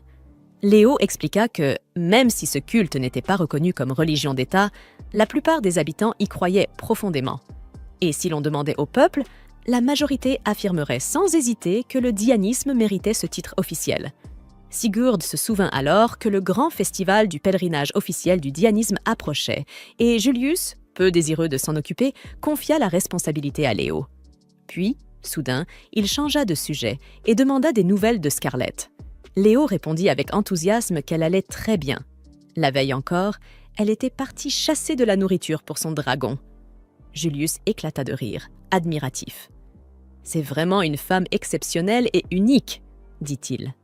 Il songea à quel point il ne s'ennuierait jamais en sa compagnie, et se demanda même s'il ne devrait pas lui demander sa main. Léo, rayonnant, lui dit d'arrêter de plaisanter. Après tout, il avait déjà échangé des vœux avec elle. Nanaka et Sigurd restèrent stupéfaits en entendant cela. Léo expliqua alors que Julius et Scarlett s'étaient promis l'un à l'autre, mais que c'était encore un secret absolu. Il ne cessait de se vanter de la chance de sa sœur, tandis que Julius, amusé, espérait qu'il finirait un jour par comprendre la vérité de lui-même. Entre-temps, Julius décida d'aller rendre visite à sa bien-aimée. Quelques jours plus tard, Scarlett avait complètement apprivoisé le dragon et montait désormais sur son dos avec une aisance parfaite. Les garçons de l'académie vinrent lui rendre visite. À peine arrivés devant la grille de sa demeure, ils virent le dragon fondre sur eux depuis le ciel. Ne remarquant pas que Scarlett le chevauchait, ils ne laissèrent même pas le majordome leur expliquer que la bête n'était pas dangereuse. Ils attaquèrent aussitôt. Heureusement, Scarlett en sortit indemne malgré les coups portés. Plus tard, autour d'une tasse de thé, elle apprit que ses amis avaient simplement cru que le dragon était un ennemi. Ils s'en vantèrent même. Les soldats du royaume ennemi chevauchaient des dragons, et ils avaient voulu en abattre un dès qu'ils en avaient aperçu un. Scarlett, en vérité, fut secrètement heureuse de constater qu'ils n'avaient pas changé. Cela faisait si longtemps qu'elle ne les avait pas revus. Les filles, de leur côté, commencèrent à se chamailler pour savoir laquelle d'entre elles était devenue la chef du dortoir des filles durant l'absence de Scarlett. Enfin, elles lui dirent qu'elle devait vite se rétablir et revenir à l'académie. La cérémonie de remise des diplômes approchait, et elle refusait de partir sans elle. La jeune fille aux cheveux violets déclara qu'elle voulait obtenir son diplôme au plus vite et épouser un homme bien. Scarlett savait déjà qu'elle avait de nombreux prétendants, mais la jeune fille répondit qu'aucun d'entre eux n'était sérieux. Elle désirait un homme prêt à risquer sa vie pour elle. Scarlett, touchée par la sincérité de ses paroles, fut heureuse pour son amie, mais cela lui rappela aussitôt Julius, celui qui avait mis sa vie en danger pour la sauver. Elle ne savait toujours pas vraiment ce qu'elle ressentait à ce sujet. Ses amis lui demandèrent alors si elle, de son côté, avait des projets de mariage. Scarlett resta muette, incapable de formuler une réponse. Heureusement pour elle, Nanaka entra dans la chambre à cet instant. Elle lui dit qu'elle était occupée et qu'elle jouerait avec lui plus tard. Mais Nanaka expliqua qu'il n'était pas venu pour jouer. Il annonça qu'il était accompagné d'un invité, et cet invité n'était autre que le prince Julius lui-même. Les filles en restèrent bouche bée. Quand il les salua, elles se levèrent d'un bond pour lui rendre un salut empressé, presque nerveux. Julius demanda s'il les dérangeait. Scarlett répondit avec un brin d'agacement qui l'interrompait simplement leur goûter. Mais ses amis, elles, semblaient ravis d'abandonner le thé pour la compagnie du prince. Il demanda alors s'il pouvait « emprunter » Scarlett un instant. Le ton qu'il employa ne plut guère à la jeune femme. Imperturbable, Julius s'approcha d'elle, prit sa main et lui murmura qu'il souhaitait lui parler en privé. Les filles, en voyant la scène, laissèrent échapper des soupirs rêveurs et encouragèrent Julius à l'emprunter aussi longtemps qu'il le désirait. Scarlett se sentit trahie, comme César lorsque Brutus le poignarda. Ainsi, Julius l'emmena dehors et, une fois seule, lui demanda si elle avait entendu la nouvelle. Godwin était mort pendant sa détention. Elle acquiesça. Julius poursuivit alors. Il avait enquêté sur Taryn, suivant les informations qu'elle lui avait transmises, mais Kyle n'en savait absolument rien. Sans piste, l'enquête avait été complètement suspendue. Scarlett comprit enfin pourquoi il voulait s'entretenir avec elle à l'écart. Impossible de parler de cela devant ses amis. Voyant son expression, Julius lui demanda si elle voulait discuter d'autre chose. Elle répondit que non, qu'elle n'avait rien à dire, puis lui demanda s'il avait autre chose à ajouter. Julius observa ses cheveux et nota qu'ils n'étaient pas encore redevenus comme avant. Elle confirma, expliquant qu'elle comptait se rendre bientôt à une source thermale pour se rétablir physiquement et mentalement. Julius hocha la tête, satisfait, et lui dit que c'était une excellente idée. Elle était une ressource précieuse pour le royaume et devait faire tout ce qui était nécessaire pour rester en parfaite condition. Il lui dit qu'il ne veut pas la perdre pour une broutille, et Scarlett lui répond qu'elle ressent la même chose pour lui. Julius est surpris par cette confession, et Scarlett le prévient de ne jamais faire quelque chose d'aussi téméraire que de se sacrifier pour elle. Elle ajoute qu'elle est heureuse que la famille royale accorde tant d'importance à sa bénédiction, mais que si quelque chose arrivait au futur roi à cause d'elle, elle ne se le pardonnerait jamais. Soudain, Julius l'interrompt en demandant s'il peut cueillir quelques roses ici.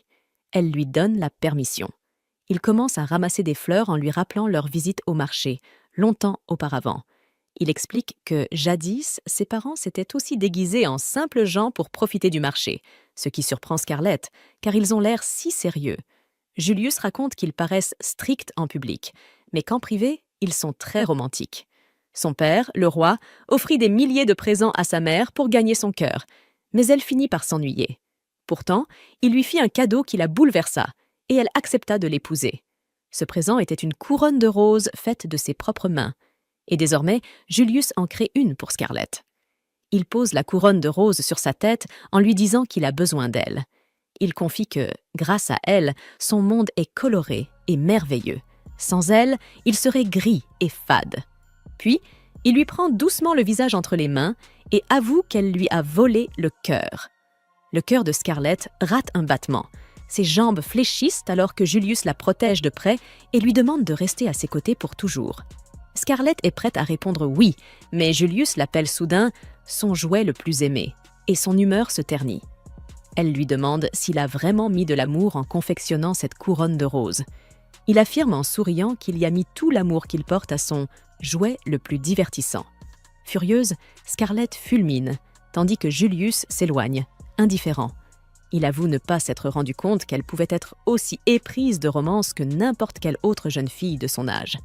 Il confesse presque l'avoir oubliée tant il l'a vue mettre les nobles à terre sans ménagement et qu'il n'aurait jamais cru qu'elle souhaiterait une déclaration romantique. Scarlett ne répond rien. À la place, elle enfile ses gants cloutés et demande à Julius s'il lui accorde la permission de le... La nuit tomba silencieusement sur la véranda, où Scarlett restait immobile, perdue dans ses pensées. Dans ses mains, elle froissait une lettre qui semblait déjà fatiguée d'avoir été lue. Depuis la disparition de Térène, quelque chose dans sa poitrine n'avait pas trouvé la paix. Le culte de Palmyre complotait dans l'ombre et une inquiétude persistante l'empêchait de dormir. Ses yeux revinrent sur les lignes de la lettre, les examinant attentivement. C'était une invitation, une rencontre à la cathédrale de Diana dans un mois, signée par le saint. Une flamme s'alluma dans son regard. Dans le silence, elle jura de protéger Diana, même si cela devait lui coûter la vie. Le lendemain, le manoir respirait une atmosphère plus légère, bien que les vieilles querelles familiales demeuraient dans l'air. Scarlett étala une carte devant Leonardo, traçant des itinéraires et souriant, en expliquant son plan de visiter quelques sources chaudes, disant qu'elle avait besoin de se détendre. Leonardo, cependant, haussa un sourcil, méfiant. Dans son esprit, il était certain que sa sœur utilisait le prétexte du repos pour semer le trouble. Il se souvint du serment fait devant Julius et le coté, regrettant d'avoir cru que Scarlett deviendrait vraiment une dame exemplaire. Elle insistait sur le fait que le serment était légitime, pourtant il continuait à en douter. Nanaka, curieuse, demanda si le vrai plan n'était pas d'attaquer le Saint. Leonardo pâlit. Le chemin vers les sources coïncidait suspectement avec celui du pèlerinage annuel. Scarlett, cependant, resta calme et déclara qu'elle ne lèverait jamais la main contre quelqu'un d'aussi important pour le royaume et son peuple. Leonardo, toujours inquiet, céda à l'obstination de sa sœur, la mettant en garde avec prudence, avertissement qu'elle ignora complètement en partant, leur souhaitant une bonne journée avec un sourire malicieux. Dehors, Julius attendait, appuyé contre le carrosse, souriant de manière provocante. « Prenez votre temps », murmura-t-il, amusé par son retard. Ils entrèrent ensemble, et tandis qu'ils traversaient les rues, Julius laissa échapper un rire bas. En imaginant la tête de Leonardo lorsqu'il découvrirait la vérité, Scarlett détourna le regard, gênée, se demandant s'il ne vaudrait pas mieux en parler à son frère, le chef du renseignement. Julius répondit que le secret rendrait tout plus intéressant, mais sa voix devint sérieuse lorsqu'il mentionna que depuis la chute de Godwyn, les royaumes voisins se comportaient étrangement. Le palais était plongé dans le chaos, et la possibilité d'un espion l'inquiétait. Il effleura légèrement la joue de Scarlett, soulignant que cette information était confidentielle, quelque chose à garder même loin de Leonardo. Elle hocha la tête, consciente de la gravité de la situation, lorsque le carrosse s'arrêta devant l'immense mur d'impureté entourant le quartier ecclésiastique, siège des quartiers généraux rivaux du culte de Palmyre et de l'église de Diana. Scarlett commenta l'ostentation du lieu. Julius expliqua que le grand prêtre, Lord Sargon, justifiait les murs comme une protection spirituelle, mais qu'en réalité, il les utilisait pour cacher ses secrets. Avec ironie, Scarlett murmura son surnom. Le renard opportuniste et sale, et Julius, remarquant l'éclat dans ses yeux, réalisa qu'elle brûlait d'envie de lui asséner un coup. À ce moment-là, le carrosse s'arrêta brusquement. Le cocher annonça que les portes, ouvertes quelques instants auparavant, étaient maintenant verrouillées. Un chevalier rapporta que Sargon avait interdit l'entrée de tout visiteur sans ordre royal. Irrité, Julius descendit du carrosse. Il gronda le garde, lui rappelant que le roi assistait à un sommet international et que bloquer le passage constituait une provocation pure et simple. C'est alors qu'Hermod apparut, un inquisiteur corpulent qui se faisait appeler le marteau de fer. Il déclara sa loyauté à son chef et défendit les ordres du culte. À l'intérieur, Scarlett savourait l'idée de l'affronter. Lorsque Yarm leva un marteau sacré étincelant, prêt à punir les hérétiques, Julius exigea la preuve que le grand prêtre avait autorisé une telle violence. L'inquisiteur répondit fièrement qu'ils agissaient en tant qu'apôtres de la déesse Palmyre. Scarlett regarda Julius et demanda si cela suffisait. Il hocha la tête, lui accordant la liberté d'agir. D'un pas calme, elle s'approcha des portes, celles mêmes que Yarm prétendait indestructibles, et d'un simple coup, les fit s'ouvrir, s'effondrant. Il suffisait de pousser, pas de tirer, commenta-t-elle avec sarcasme. Les chevaliers, stupéfaits, la reconnurent comme la femme ensanglantée au point mortel et s'enfuirent, terrifiés. Furieux, Yarm cria qu'elle avait tendu le piège qui avait conduit Godwyn à sa ruine et la traita de racaille. Scarlett attrapa la lance d'un garde et lorsque l'inquisiteur lança sa masse, elle la dévia avec précision, la faisant ricocher et le frapper à l'abdomen. L'arme, cependant, ne causa aucun dommage. Il portait un amulette de guérison. Cela suffit à Scarlett pour se souvenir de Godwyn. Avant que Yarm ne puisse réagir, elle s'avança et le frappa d'un coup qui l'envoya voler dans les airs. « Le cochon volant », murmura-t-elle, fière de sa propre blague. Julius, à ses côtés, pensa que presque personne ne répéterait ce dicton. Peu après, une nouvelle patrouille arriva, mais se retira en voyant Paragas et l'ordre sacré de l'église de Diana. Scarlett le salua, et l'homme s'excusa poliment de ne pas les avoir reçus plus tôt. Il expliqua que les actions du culte de Palmyre visaient uniquement à saboter le pèlerinage. Julius, cependant, pressentit qu'il y avait quelque chose de plus derrière tout cela. C'est alors qu'un chevalier blond, au visage léger, arriva en retard, recevant un reproche de Paragas. Dès qu'il vit Scarlett, il lui lança un regard enchanté et commença à la complimenter sans aucune retenue. Il se présenta comme Westwood, premier chevalier et prince mi-humain, mi-elfe, et, sans cérémonie, proposa qu'elle l'épouse. Scarlett éclata de rire, disant que le statut social ne l'impressionnait pas, mais qu'elle attendait au moins un peu de classe.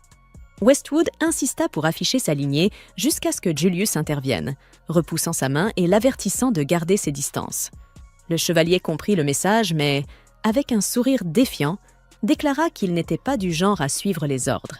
Ses compagnons le tirèrent bientôt en arrière, s'excusant pour son audace. Paragas soupira et remarqua que, malgré les apparences, Westwood était plus perspicace qu'il n'y paraissait. Scarlett l'avait également remarqué. Le chevalier avait deviné qu'elle avait l'intention de l'attaquer. Elle regarda alors Julius et lui demanda combien de temps il comptait encore tenir sa main. Le jeune homme la lâcha.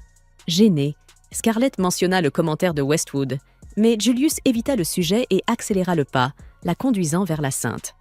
À l'intérieur du château, Diana les accueillit avec un sourire radieux, embrassant chaleureusement Scarlett et ignorant Julius, jusqu'à ce qu'il fasse une plaisanterie sur le fait d'être le premier. La Sainte le repoussa, se serrant encore davantage contre son ami. Julius demanda une entrevue privée avec Diana, mais elle préféra rester proche de Scarlett, l'appelant « chère sœur ». Lors de la rencontre, Scarlett expliqua calmement les origines du pèlerinage en Terre Sainte. Il y a 300 ans, lorsque les rois démons menaçaient la Palestine, un exorciste scella les frontières avec des gemmes purificatrices. Après sa mort, la barrière s'affaiblit jusqu'à ce qu'une autre jeune femme, également nommée Diana, la restaure. Depuis lors, chaque fois que la protection faiblissait, une nouvelle sainte Diana apparaissait pour renouveler le sceau sacré. Julius, observant l'actuel, commenta ironiquement que les anciennes saintes devaient probablement se retourner dans leur tombe. Diana, offensée, chercha réconfort dans les bras de Scarlett, se rappelant qu'elle avait des origines modestes, simple villageoise jusqu'à l'âge de 7 ans. Julius expliqua toutefois que le rituel était essentiel et lui demanda de montrer de la fermeté devant le peuple. Il était temps de prouver que la foi existait encore, même avec un pouvoir affaibli. Scarlett l'interrompit doucement, et Diana, avec un sourire résigné, admit que pour l'instant, elle n'était qu'un symbole. Elle tenta de masquer son découragement par l'humour et conclut la conversation en invitant Scarlett à dormir dans ses quartiers. Avant de partir, elle fit un geste taquin envers Julius, le laissant soupirer, vaincu. Il comprit que Diana ne faisait semblant que d'être courageuse, et Scarlett lui demanda de faire preuve de compréhension. Puis elle réfléchit que Julius, malgré son talent, ne comprend pas les subtilités féminines, ce qui renforçait l'importance du pèlerinage. La nuit, dans la chambre de Diana, les deux femmes se blottirent sur le lit, tandis que Scarlett racontait des anecdotes sur les nobles qu'elle avait frappés. Faisant rire la sainte, Diana admirait sa force et sa beauté, souhaitant ne pas dépendre. Curieuse, Scarlett demanda si elle ne les aimait pas, et Diana répondit qu'ils étaient impolis et autoritaires. Bien qu'elle admît que Julius ait une bonne constitution, mais un caractère terrible pour se moquer de sa taille, Scarlett révéla qu'il l'énervait elle aussi, et Diana promit de se venger. Plus tard, elle rêvassa d'un prince aux cheveux argentés et aux yeux bleus sur un cheval blanc. Mais Scarlett doutait qu'une telle combinaison existât. À ce moment-là, la servante insista pour que Diana aille dormir, et Scarlett lui souhaita bonne nuit en utilisant le nom secret Sonia, que Diana lui avait confié, la remplissant de joie.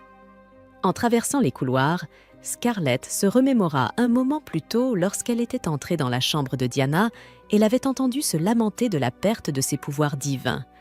Se sentant inutile sans son rôle de sainte, Scarlett murmura la cruauté des dieux et espéra que la cérémonie se déroulerait sans incident. Le lendemain matin, la ville éclata de célébrations. Diana parcourait les rues dans un carrosse ouvert, bénissant la foule avec un calice qui répandait des gouttes purificatrices, tandis que le peuple acclamait son nom comme symbole d'espoir. Dans un autre carrosse, Julius et Scarlett observaient. Il commenta le succès de l'événement, et elle remarqua combien cela avait apaisé les nerfs de la sainte. Soudain, une puissante explosion secoua la ville comme un coup de canon. La population paniqua, craignant un ennemi ou une attaque. Scarlett bondit sur le toit du carrosse et traça la source de l'explosion jusqu'au quartier général du culte de Palmyre. Elle activa son pouvoir et se lança à toute vitesse vers ce lieu.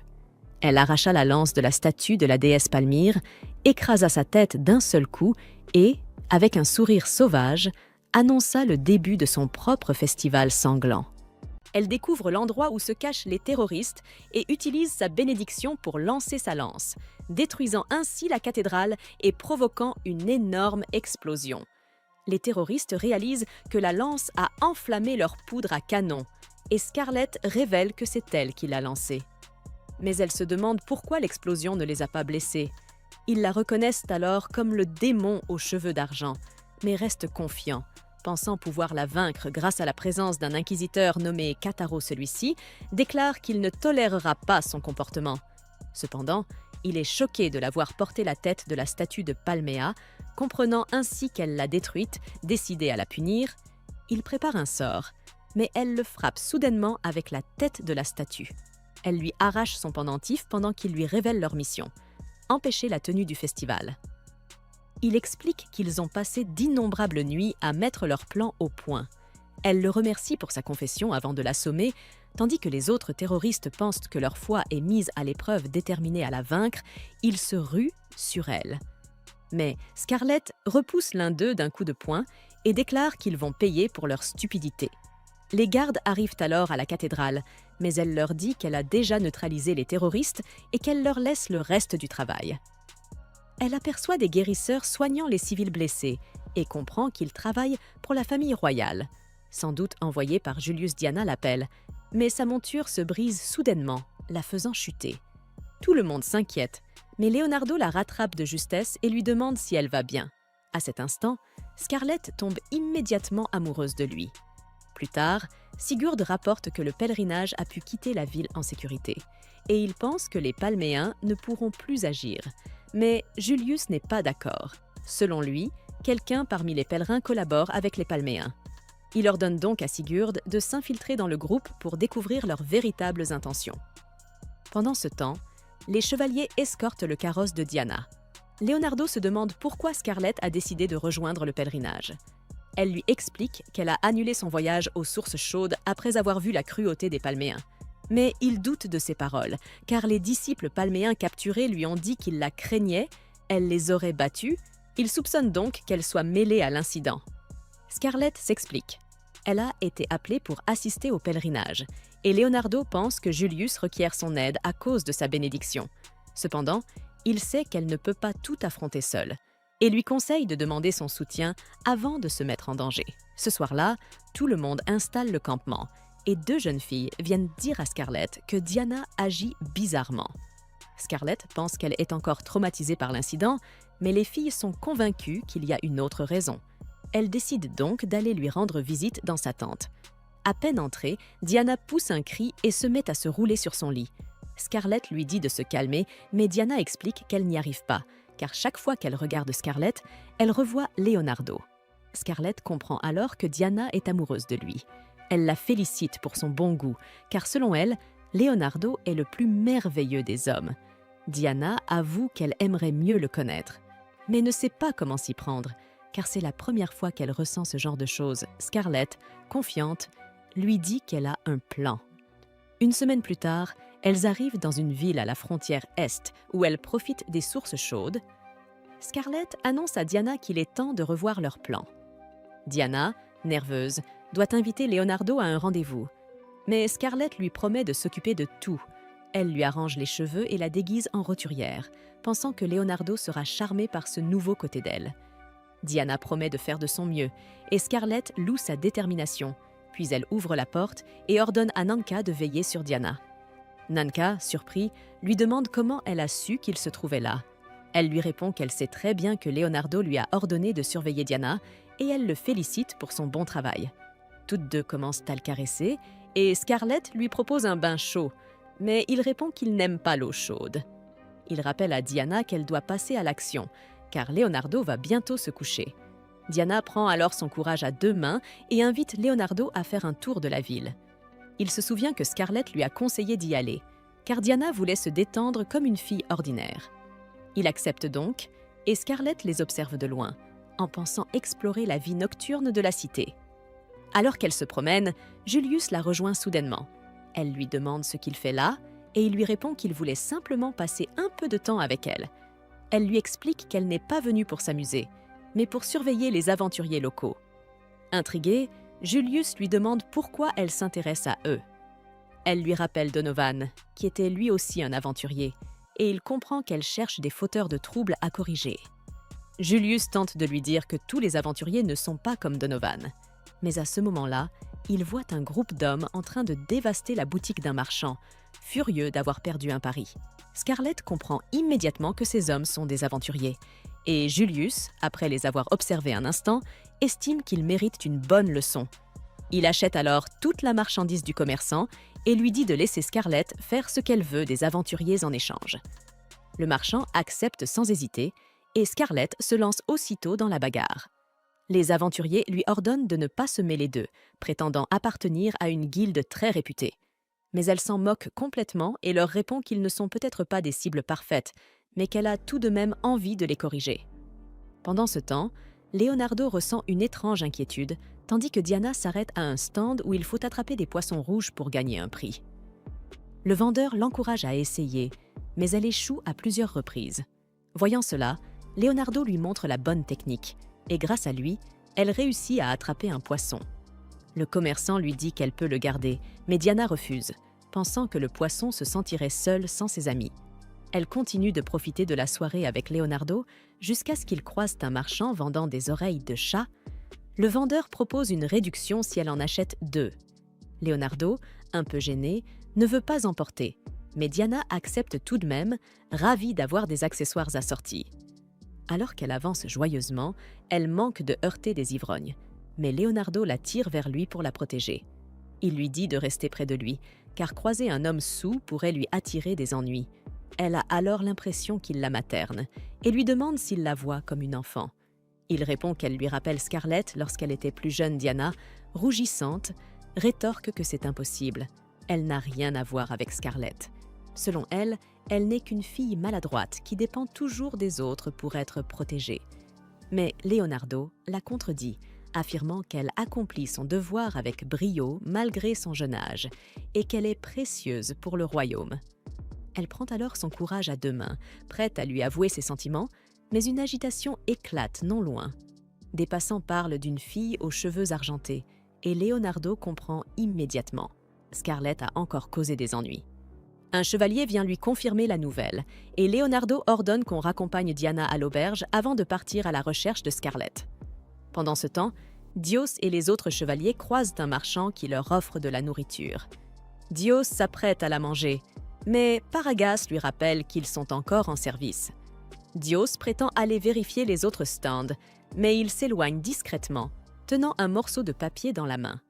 Au sein de l'Empire Van Kish, on retrouve Alflam en plein entraînement avec ses soldats, lorsqu'un homme vient l'interrompre pour lui signaler la présence d'un inconnu louche. Cet homme se présente sous le nom de Michael, un inquisiteur et stratège. Il annonce à Alflam que les adorateurs de Palmea ont besoin de son aide. Quelques jours plus tard, un conseil de l'église pamienne est convoqué pour discuter des récents incidents entourant le pèlerinage de Sainte Estiana. Les dignitaires de l'église exigent des explications de la part des inquisiteurs, leur demandant pourquoi ils n'ont pas réussi à stopper le pèlerinage alors qu'il s'agissait de la mission divine que la déesse Pamia leur avait confiée. Les voix s'élèvent, les gens crient et s'emportent, jusqu'à ce que le pape Sargon demande à tout le monde de se calmer, affirmant qu'il n'est pas nécessaire de se mettre dans tous leurs états pour cette affaire. Il leur annonce qu'il a déjà placé un espion parmi les fidèles de Diana, et que cela suffira pour les réduire à néant.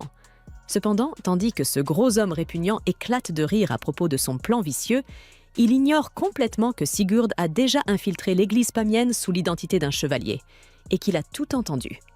Pendant ce temps, le pèlerinage se poursuit toujours, et aujourd'hui, Diana et ses fidèles doivent gravir une colline pour atteindre l'un des cristaux de purification. Diana manque d'endurance à mi-chemin et se met à maudire la personne qui a eu l'idée stupide de placer un cristal de purification tout en haut d'une colline. Scarlett l'encourage à continuer, Mais ces mots n'ont pas autant d'effet que ceux de celui qui lui prend la main et lui demande doucement s'il devrait se faire une pause, si cela devient trop difficile pour elle. Diana devient rouge tomate en l'entendant, et dans son excitation, elle déclare qu'elle pourrait grimper cette colline toute la journée sans s'arrêter. Les chevaliers de l'ordre sacré marchent derrière elle, et Pargarès commence à les gronder, leur reprochant leur lenteur alors qu'ils sont censés protéger la sainte. Scarlett demande à Pargarès d'être plus indulgent, car elle sait parfaitement qu'il n'est pas facile de grimper une pente raide en armure complète tout en restant vigilant. Elle les appelle des héros et affirme qu'ils feront tout ce qui est en leur pouvoir pour sauver la sainte lorsque le moment viendra. Les chevaliers, touchés par sa déclaration, en deviennent presque amoureux. Ils se mettent à l'appeler une déesse, tout en retrouvant assez d'énergie pour accélérer le pas et marcher d'un rythme déterminé. Cependant, à peine s'éloigne-t-il que Julius arrive pour taquiner Scarlett sur son attitude de jeune fille innocente. Il lui dit qu'elle ressemble plutôt à une véritable intrigante, vu la facilité avec laquelle elle les manipule, et Scarlett Loki prend cela comme un compliment. Alors qu'ils reprennent la marche, elle dit à Julius que s'il pense qu'elle restera toujours une fille au cœur pur, il se trompe. Mais lui réplique que personne ne croira jamais que la noblewoman au surnom de chienne enragée ait eu un jour un cœur pur. Julius reste complètement décontenancé lorsqu'il apprend que Léo a révélé à Scarlett ce surnom embarrassant. Au même moment, Déos arrive. Il dit à Scarlett qu'elle semble vraiment détendue et joyeuse lorsqu'elle parle avec le prince. Elle ne prend pas sa remarque au sérieux et lui répond qu'il est plus athlétique qu'il n'en a l'air, ce qui le remplit de bonheur. Fier de lui, Déos se vante que les forêts et les montagnes sont pratiquement son terrain de jeu, puisqu'il est un demi-elfe. Scarlett réplique qu'elle est légèrement impressionnée. Déos, vexé, fait presque un caprice et lui demande ce qu'il devrait faire pour l'impressionner davantage. C'est alors qu'une mouche commence à embêter Scarlett. Julius comprend immédiatement ce qui va se passer et s'approche de Léo pour lui dire d'avancer sans eux trois. Pendant ce temps, Déos insiste pour obtenir une chance de lui montrer son charme, mais toute l'attention de Scarlett est tournée vers cette mouche agaçante. Lorsque la mouche se dirige vers Déos, Scarlett se retourne brusquement et l'attaque. Le chevalier dragueur recule d'un pas, complètement perdu. Scarlett lève la paume vers l'insecte et lance un puissant sort de vent, projetant la mouche au loin, ainsi que la mouche humaine qui l'agaçait encore plus depuis tout à l'heure. Peu après, le groupe atteint le sommet de la colline où se trouve le cristal de barrière. Léo est stupéfait de voir à quel point il est devenu sombre en une seule année, après avoir absorbé toute la corruption. Lorsqu'il voit Scarlett se diriger vers la tente, il l'arrête, affirmant qu'elle se trompe. C'est la tente où la sainte doit se changer. Mais Scarlett lui répond calmement qu'elle se dirige bel et bien vers la bonne tente, puisqu'elle est elle-même une sainte. Léo en reste bouche bée, et lorsqu'un serviteur appelle Scarlett sainte, son choc s'intensifie. Il retient sa sœur et exige une explication, mais elle attend que Julius cesse de rire et lui donne la permission de révéler un secret national. Une fois l'autorisation obtenue, Scarlett explique à Léo qu'il existe 2 saintes dans la religion du dianisme, même si le monde n'en connaît qu'une seule. Elle poursuit, révélant que depuis la 3e sainte, Diana, 2 saintesses travaillent toujours ensemble pour purifier les cristaux. L'une purifie, tandis que l'autre stabilise la barrière. Mais comme Diana n'a plus le pouvoir nécessaire, cette responsabilité repose désormais sur Scarlett. Elle enfile alors les vêtements sacrés et s'approche du cristal de purification pour utiliser le pouvoir de Coronoa. En inversant le cours du temps, elle efface les impuretés absorbées par le cristal, laissant tout le monde. Julius explique à Léo que le pouvoir de remonter le temps est le don le plus rare que l'on puisse recevoir de Coronoa, et que la famille royale voulait protéger Scarlett de tout danger. C'est pour cela qu'ils ont gardé l'existence de ces pouvoirs secrets. Léo finit enfin par comprendre pourquoi la famille royale accordait tant d'importance à sa sœur violente, et il se dit que c'est certainement aussi la raison pour laquelle Julius ne la quitte jamais. Une fois la purification terminée, Scarlett se dirige vers la tente pour se changer lorsqu'elle est rejointe par Diana, venue lui dire à quel point elle a été incroyable. Scarlett remarque aussitôt que quelque chose ne va pas chez elle, et Diana lui avoue qu'elle se sent coupable de ne rien pouvoir faire. Scarlett la prend doucement dans ses bras, lui promettant qu'elle fera tout pour lui rendre ses pouvoirs. Mais aucune des deux ne remarque le regard attentif de Dio, qui les observe en silence. Cette nuit-là, Julius reçoit de Sigurd un rapport concernant la taupe que le pape Sargon a placée parmi les fidèles. Le lendemain, encore préoccupé par ces informations, Julius accompagne le groupe vers leur prochaine destination, une ville située à l'extrême nord. Scarlett est entièrement couverte de la tête aux pieds, car elle supporte très mal le froid. Lorsque Julius lui demande pourquoi, elle lui répond qu'elle ne peut pas ressentir le frisson de frapper quelqu'un si ses mains sont engourdies par la glace. Il lui demande d'attendre un peu, le temps d'arriver à la ville, car selon lui, ils y recevront un accueil très chaleureux. Mais à leur grande surprise, les rues sont désertes et les habitants referment leurs fenêtres dès qu'ils voient passer le pèlerinage. Scarlett demande alors à Julius si c'est là l'accueil chaleureux dont il parlait, mais lui-même n'a aucune idée de ce qui se passe. À ce moment-là, le maire de la ville apparaît et Julius l'interroge immédiatement. Le maire leur explique qu'il y a une sorcière dans leur groupe qui a réussi à tromper tout le monde en se faisant passer pour une sainte. En disant cela, il pointe du doigt Diana et les chevaliers sont prêts à lui trancher la tête aussitôt. Mais le maire insiste. Selon lui, ce pèlerinage sacré n'est qu'un prétexte pour que Diana extorque de l'argent aux villes qu'elle traverse. Il refuse de leur donner quoi que ce soit. Pelgaras tente de calmer les esprits et explique qu'il ne demande qu'une petite contribution pour permettre au pèlerinage de se poursuivre. Léo intervient à son tour, expliquant que la somme octroyée provient des impôts et qu'elle appartient au royaume. Il avertit le halfling. S'il tente d'interrompre le pèlerinage, une catastrophe s'abattra sur le pays. Comme cela c'est déjà, le maire ricane et lui répond qu'il se fiche bien de ce que dit l'histoire, car sa ville sera protégée de tout grâce à la présence d'une véritable sainte. Il présente aussitôt leur nouvelle sainte, qui n'est autre que Terran. Terran salue Scarlett en lui disant que cela fait longtemps qu'elles ne se sont pas vues, et Scarlett réplique que la dernière fois, elle lui avait cassé son vilain nez. L'assistant de Terran s'emporte aussitôt et menace Scarlett de lui faire payer cet affront. Scarlett, qui ne sait même pas qui est ce clown, entend Julius lui expliquer qu'il s'agit du fils du pape Sargon. Il ajoute que son visage est si oubliable que ce n'est pas la faute de Scarlett de ne pas le reconnaître. Julius précise aussi que ce clown faisait partie des personnes qu'elle avait battues lors de la fête de Kyle et Scarlett est prête à recommencer. Terran perd patience en entendant cela et pulvérise devant elle une poudre hypnotique, transformant tous ses gardes en de véritables soumis. Ils sont prêts à tout pour elle, et Julius remarque l'effet de la poudre alors qu'elle atteint sa direction. Il prévient tout le monde de ne pas respirer cette poudre s'ils veulent garder leur lucidité. Scarlett demande à Terran si c'est ainsi qu'elle contrôle Kyle également, et Terran confirme. Scarlett dit qu'elle avait toujours pensé que même Kyle n'était pas assez stupide pour rompre avec elle publiquement, mais que le pouvoir de Terran explique tout. L'esprit délirant de Terran se dit que Scarlett aime toujours Kyle malgré la rupture, et elle se met à rire, affirmant que Scarlett le mérite. Scarlett, loin d'être agacée, se contente de demander si son pouvoir fonctionne sur les femmes. Terran répond que ce serait homosexuel si son pouvoir charmait les femmes, et Scarlett n'avait besoin de savoir que cela. Elle enfile ses gants et se prépare à rouer Terran de coups, ce qui fait peur à cette dernière. Terran ordonne immédiatement à ses hommes de tuer Scarlett. Julius et les autres se précipitent pour la protéger, tandis que Scarlett commence à lancer un sort pour annuler la poudre hypnotique. Cependant, le fils du pape utilise un sort pour la faire taire et annuler son sort, avant de donner l'ordre à quelques mages de maîtriser Scarlett. Ils lancent un sort pour l'attacher avec des chaînes de fer, et le clown affirme qu'après avoir été battu par elle la dernière fois, il est venu préparé.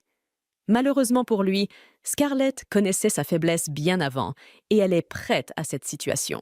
Les chaînes qui la retenaient se brisent soudainement, car ses boucles d'oreilles sont en réalité un objet magique protecteur.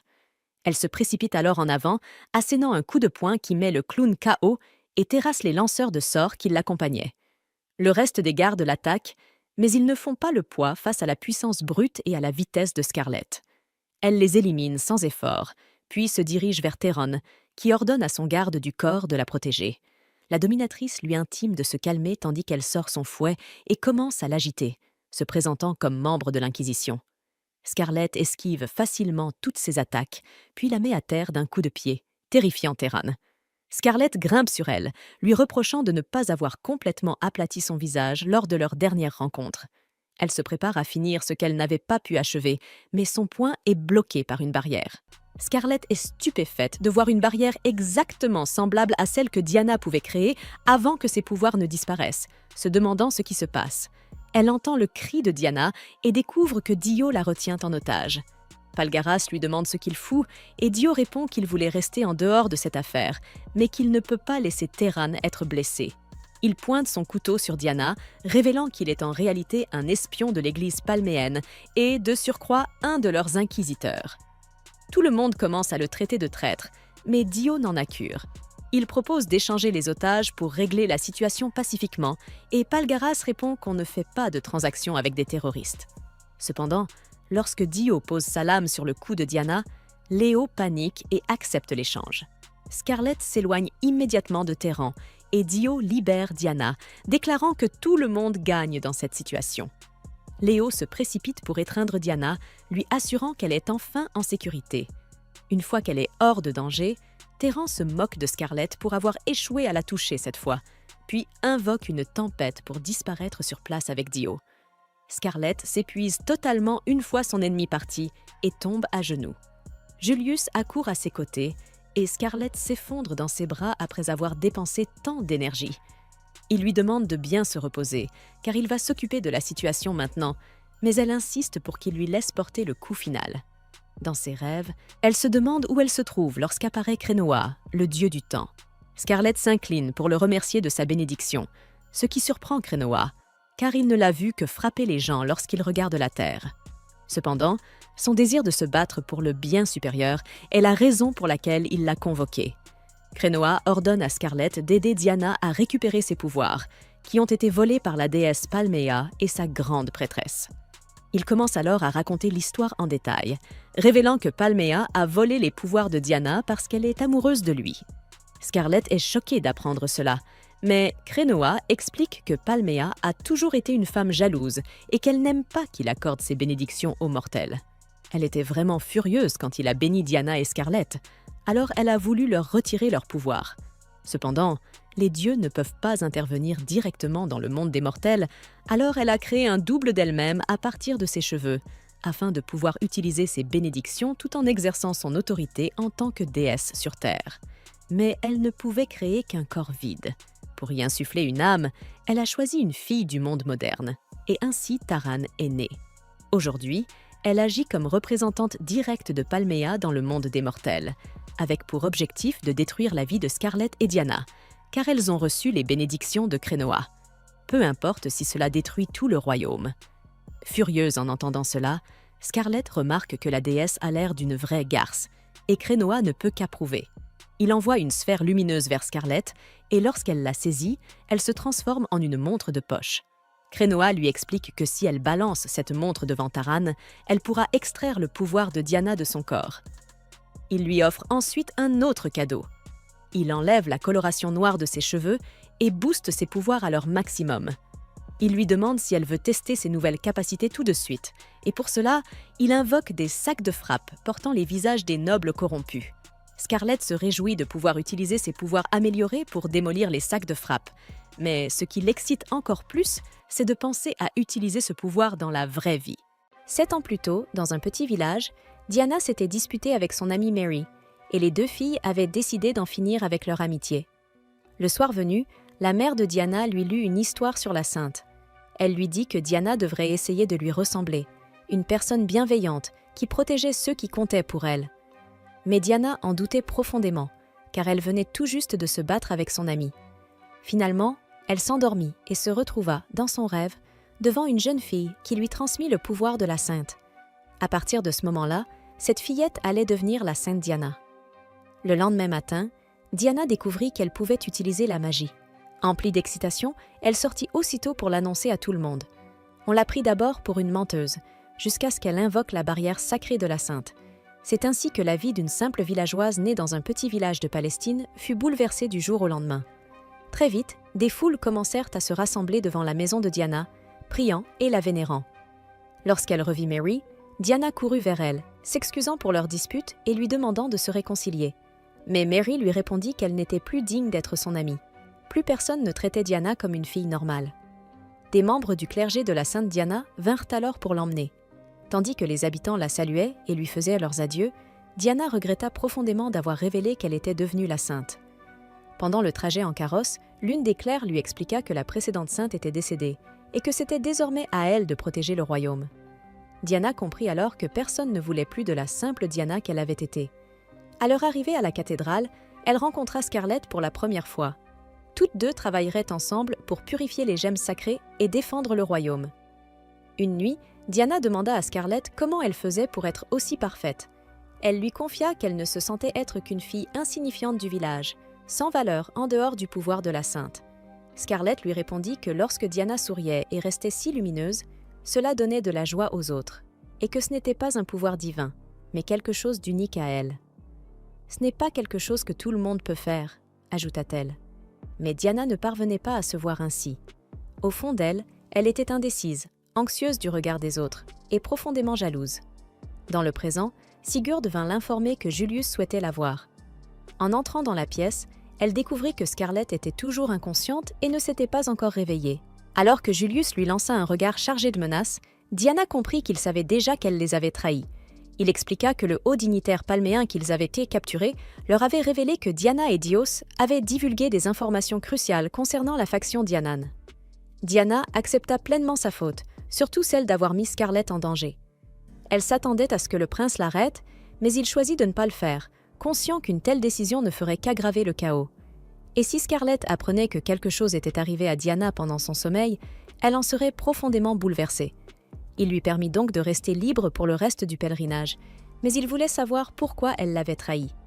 Juste avant qu'elle puisse s'expliquer, une lumière éblouissante envahit soudain la pièce. Les chevaliers postés à l'extérieur virent un pilier de lumière jaillir dans la direction de la Sainte Gemme. Là-bas, Terraneza venait d'utiliser ses pouvoirs pour la détruire. Au même moment, Nanaka assistait à la scène alors qu'il espionnait les lieux.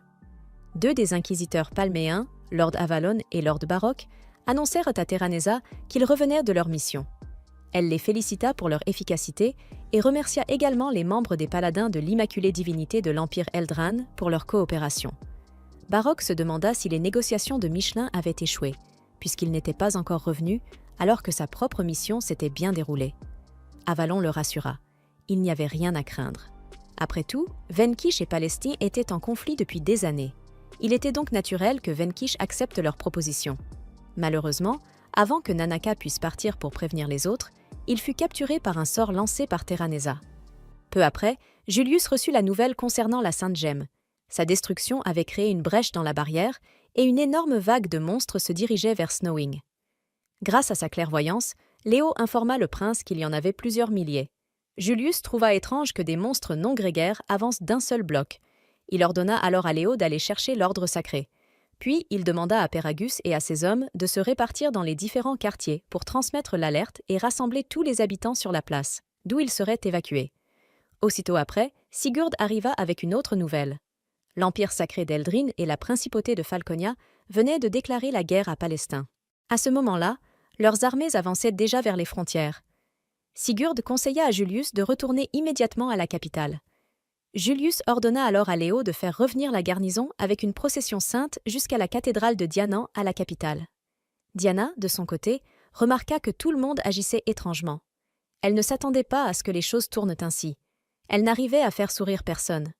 Convaincue que son cœur était corrompu, elle se demanda pourquoi elle avait fait tout cela, alors qu'elle aimait Scarlett plus que quiconque. C'est alors que Dios entra dans la pièce, après avoir assommé les gardes devant la porte. Diana lui annonça qu'elle avait décidé d'arrêter d'être une espionne et qu'elle refusait désormais de livrer la moindre information aux Palméans. Dios lui rappela alors pourquoi elle avait trahi les dianistes au départ. Lorsque Diana avait perdu ses pouvoirs, même le bâton sacré utilisé par la précédente sainte n'avait rien pu faire. Les prêtresses l'avaient donc jugé inutile et l'avaient abandonnée. Sur le point d'écraser le bâton dans un moment de désespoir, elle fut stoppée par l'arrivée de Dio. Il s'était présenté, lui demandant si elle souhaitait retrouver ses pouvoirs. Il lui expliqua que les bénédictions étaient la preuve de la faveur des dieux. Puis, il sortit un cristal et le brisa. Aussitôt, la barrière de la sainte apparut. Dios lui affirma que la déesse Palmia pouvait l'aider à restaurer ses pouvoirs, et qu'avec la barrière cristalline, elle pouvait récupérer ses bénédictions comme si elle ne les avait jamais perdues.